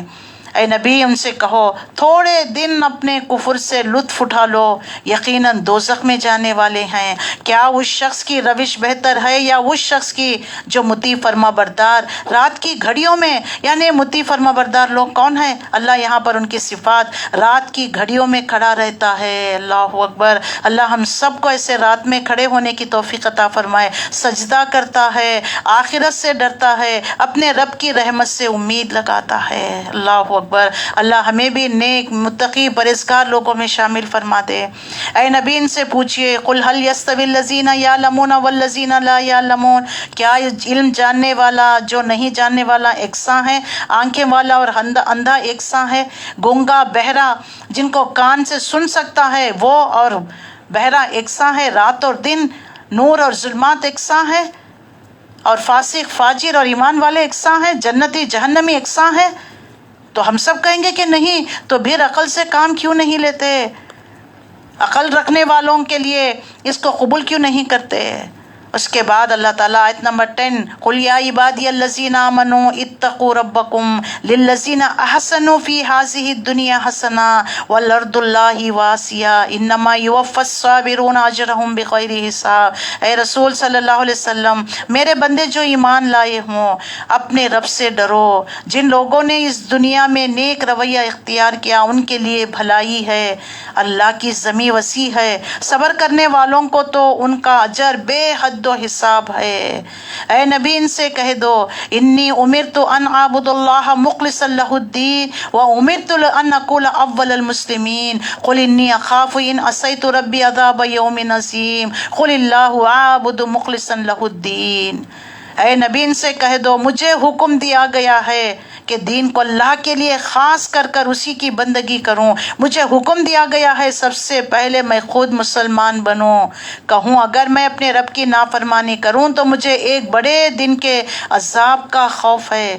کہہ دو میں تو اپنے دین کو اللہ کے لیے خالص کر اسی کی بندگی کروں، تم اس کے سوا جن جن کی بندگی کرنا چاہو کرتے رہو۔ کہو اصل دیوالیہ تو وہی ہے جس کے قیامت کے روز اپنے آپ کو اور اپنے اہل عیال کو گھاٹے میں ڈال دیا۔ خوب سن رکھو یہی کھلا دیوالیہ ہے، ان پر آگ کی چھتریاں چھائی ہوئی ہوں گی اور نیچے سے بھی۔ یہ انجام ہے جس سے اللہ اپنے بندوں کو ڈراتا ہے۔ بس اے میرے بندو، اللہ اکبر، اللہ کیسی محبت سے ہم کافروں کو، مشرکین کو، یعنی دہریوں کو، یعنی نافرمان کرنے والوں کو، سب کو اللہ اے میرے بندو بڑی محبت کے ساتھ توجہ دلاتا ہے۔ اب تو مان جاؤ، اب تو رائے راست پہ آ جاؤ۔ کب تک یہ ضد ہر درمی اپنے آپ کو ہلاک کرو گے؟ مرنے کا وقت قریب آ رہا ہے، قیامت کا وقت قریب آ رہا ہے، ابھی بھی تم غفلت میں پڑے ہو۔ میرے بندو میرے غضب سے بچو، بخلاف اس کے کہ جن لوگوں نے طاغوت کی بندگی سے اجتناب کیا۔ ہر وہ کام جو اللہ اور اس کے رسول کو چھوڑ کر اس کے خلاف کیا جاتا وہ طاغوت کا کام ہے۔ جو کوئی طاغوت سے بچے گا، اللہ کی طرف رجوع کر لیا، اس کے لیے خوشخبری ہے۔ اے نبی صلی اللہ علیہ وسلم بشارت دے دیجئے میرے ان مومن بندوں کو جو بات کو غور سے سنتے ہیں۔ کیا ہم بھی سنتے ہیں؟ کیا اس کلام کو ہم غور سے پڑھتے ہیں، غور سے سنتے ہیں؟ یہ ان کے لیے بہترین پہلو کی پیروی کرتے ہیں۔ یہ وہ لوگ ہیں جن کو اللہ نے ہدایت بخشی، یہی دانش مند ہیں۔ اے نبی صلی اللہ علیہ وسلم اس شخص کو کون بچا سکتا ہے جس پر عذاب کا فیصلہ چسپاں ہو چکا ہے؟ کیا تم اسے بچا سکتے ہو جو آگ میں گر چکا ہے؟ اے نبی کون بچا سکے گا جہنم کی آگ سے جس کے لیے اللہ نے چسپاں کر رکھا ہے؟ عذاب وہ جہنم میں جانے والا ہے، کیا آپ بچا سکیں گے؟ جو لوگ اپنے رب سے ڈر کر رہیں گے ان کے لیے بلند عمارتیں منزل پر منزل بنی ہوئی جن کے نیچے نہریں بہہ رہی ہوں گی۔ یہ اللہ کا وعدہ ہے، اللہ کبھی اپنے وعدے کے خلاف ورزی نہیں کرتا۔ اللہ اکبر۔ تو اللہ کا وعدہ ہے صبر کرنے والے اور مخلص عبادت کرنے والے، دین پر قائم رہنے والے، طاغوت کی عبادت نہیں اپنے آپ کو اللہ کے سپرد کرنے والے، ان کے لیے یہ انعامات ہوں گے۔ کیا تم نے نہیں دیکھا کہ اللہ نے آسمان سے پانی برسایا؟ اب توحید کے دلائل پیش کیے جا رہے ہیں۔ آیت نمبر 21 سے لے کر اور اس پانی کی صورتوں کو چشمے اور دریاؤں کی شکل میں زمین کے اندر جاری کیا، پھر اسی پانی کے ذریعے طرح طرح کی کھیتیاں نکالتا ہے اور جن کی قسمیں مختلف ہیں، پھر وہ کھیتیاں سوکھ جاتی ہے، پھر تم دیکھتے ہو کہ وہ زرد پڑ گئی، پھر آخرکار اللہ ان کو بھس بنا دیتا ہے۔ در حقیقت اس میں ایک سبق ہے عقل رکھنے والوں کو۔ اب کیا وہ شخص جس کا سینہ اللہ نے اسلام کے لیے کھول دیا ہے، افمن شرح اللہ صدرہ للاسلام فہو علی نور من ربہ فویل للقاسیۃ قلوبہم من ذکر اللہ اولئک فی ضلال مبین، جس کے سینے کو اللہ نے اس قرآن کے نور کے لیے، ہدایت کے لیے، اسلام کے لیے کھول دیا، وہ اپنے رب کی طرف سے ایک روشنی میں چل رہا ہے، کیا وہ شخص کی طرح ہو سکتا ہے جس نے ان باتوں سے کوئی سبق نہیں لیا؟ تباہی ہے ان لوگوں کے لیے جن کے دل اللہ کی نصیحت سے سخت ہو گئے ہیں، غفلت میں پڑ گئے ہیں، وہ کھلی گمراہی میں پڑے ہوئے ہیں۔ اللہ نزل احسن الحدیث کتابا متشابہا مثانی، اللہ نے بہترین کلام اتارا ہے۔ کون سا کلام؟ قرآن مجید، ایک ایسی کتاب جس کی تمام اجزاء ہمانگ ہیں اور جس میں بار بار مضامین ریپیٹیشن کے ساتھ جنت، جہنم، انبیاؤں کا تذکرہ کیوں آیا ہے؟ تاکہ یاد دہانی۔ صبح سے لے کر شام تک ہر چینل پر، ہر نیوز پر ایک فیک نیوز ہی کیوں نہ ہو جائے، ریپیٹیشن کے ساتھ چلاتے ہیں، اس لیے رات میں ہم سٹیٹمنٹ دے دیتے ہیں کہ ہاں اتنے چینلز میں بتایا جا رہا ہے تو یہ واقعہ سچ ہے۔ انسان جب تک سچائی نہ قبول کر لے، جھوٹے کو سچا نہ کہ، جب تک جو ہے، تو اسی طرح ہمارے لیے بھی اللہ تعالیٰ واضح جہنم کا ذکر، جنت کی نعمتوں کا ذکر، تاکہ ہمیں اچھی طرح یاد دہانی ہو جائے۔ یہ اللہ نے بہترین کلام اتارا، ایک ایسی کتاب جس کے تمام اجزاء ہمانگ ہیں، یعنی سملر ہیں، جس میں بار بار مضامین دہرائے گئے ہیں۔ اسے سن کر ان لوگوں کے رونٹے کھڑے ہو جاتے ہیں جو اپنے رب سے ڈرنے والے، قرآن کو پڑھ کر رونٹے کھڑے ہونا، رونا، دل نرم ہونا، پسیج جانا، یہ ایمان کی علامت ہے۔ پھر ان کے جسم اور ان کے دل نرم ہو کر اللہ کے ذکر کی طرف راغب ہو جاتے ہیں۔ یہ اللہ کی ہدایت ہے جسے وہ راہ راست پر لے آتا ہے، جسے چاہتا ہے اللہ، جس اللہ ہی نے جسے اللہ ہدایت نہ دے اس کے لیے کوئی ہادی نہیں۔ اب اس شخص کی بدحالی کا کیا اندازہ کر سکتے ہو جو قیامت کے روز عذاب کی سخت مار اپنے منہ پر لے گا۔ ایسے ظالموں سے تو کہہ دیا جائے گا اب عذاب کا مزہ چکھو، اس کمائی کا جو تم دنیا میں کر رہے تھے۔ ان سے پہلے بھی بہت سے لوگ اسی طرح جھٹلا چکے ہیں، آخر ان پر عذاب ایسے رخ سے آیا جدھر ان کا گمان تک نہیں۔ پھر اللہ نے ان کو دنیا کی زندگی میں رسوائی کا مزہ چکھا دیا۔ قومیں جتنے بھی قومیں گزری ہیں، یہ تو دنیا کا تھا، آخرت کا عذاب اس سے شدید تر ہے، کاش کے لوگ جان جاتے۔ پھر اللہ تعالیٰ قرآن کی بات 27-28 آیت میں، ہم نے اس قرآن میں لوگوں کو طرح طرح کی مثالیں دی تاکہ یہ ہوش میں آ جائے۔ ایسا قرآن جو عربی زبان میں ہے، جس میں کوئی ٹیڑھاپن نہیں ہے، تاکہ یہ برے انجام سے بچے۔ اللہ ایک مثال دیتا ہے، ایک شخص تو ہے جس کی ملکیت میں بہت سے قلق آقا شریک ہیں جو اسے اپنی اپنی طرف کھینچتے ہیں۔ دوسرا شخص پورے کا پورا ایک ہی آقا کا غلام، ایک مالک ایک آقا بہتر ہے، یہ غلام کئی آقائیں بہتر ہے۔ گھر میں کام کرنے والے صرف جو ہے مالک کی بات سنیں تو وہ کام بھی اچھا کرے گا، دل لگا کر بھی کرے گا۔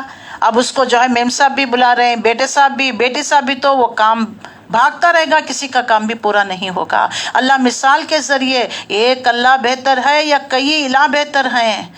ایک کا غلامی میں آنا بہتر ہے یا کئیوں کی غلامی میں جانا بہتر ہے؟ ایک اللہ کو پکارنا بہتر ہے یا کئی الہوں کو پکارنا بہتر ہے؟ اللہ واضح کرتا ہے۔ دوسرا شخص پورے کا پورا ایک ہی آقا کا غلام، کیا ان دونوں کا حل یکساں ہو سکتا ہے؟ انک میت و انہم میتون، الحمدللہ بل اکثرہم لا یعلمون، الحمدللہ مگر اکثر لوگ نادانی میں پڑے ہوئے ہیں۔ اے نبی، آپ کو بھی مرنا ہے، انک میتون و انہم میتون، ان کو بھی مرنا ہے۔ ثم انکم یوم القیامۃ عند ربکم تختصمون، آپ کو بھی مرنا ہے، ان کو بھی مرنا ہے۔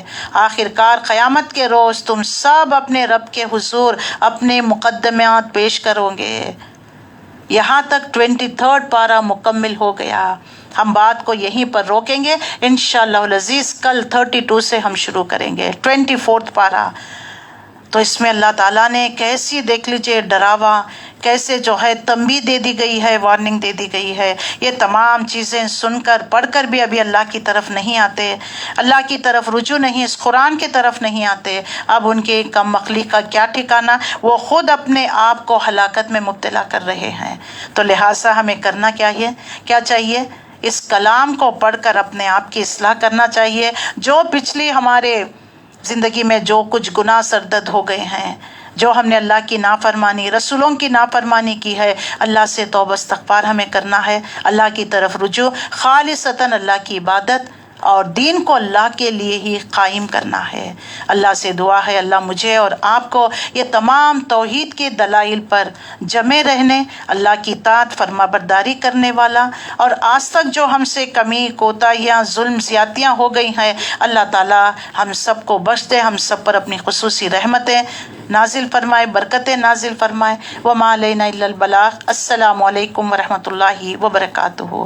ایک اناؤنسمنٹ ہے، آج تیلگو کلاس نہیں ہوگی، دوسرا جو ہے آج شام میں سیرت النبی صلی اللہ علیہ وسلم کا کلاس ہوگی 6:30 بجے عمان کے اور 8 بجے انڈیا کے، اور لنک بھی شیئر کیا جائے گا، سیم لنک ہوں گی، یوٹیوب پر بھی ہوگا۔ تو تمام لوگوں سے ہے کہ گھر بیٹھے اللہ نے بہت اچھا موقع دے رہا ہے کہ سیرت النبی صلی اللہ علیہ وسلم کو پڑھنے سننے سنانے کا، تو اس میں شرکت کریے، نیکیوں میں سبقات لے کر جائیے۔ وما علینا الا البلاغ۔ السلام علیکم ورحمۃ اللہ وبرکاتہ۔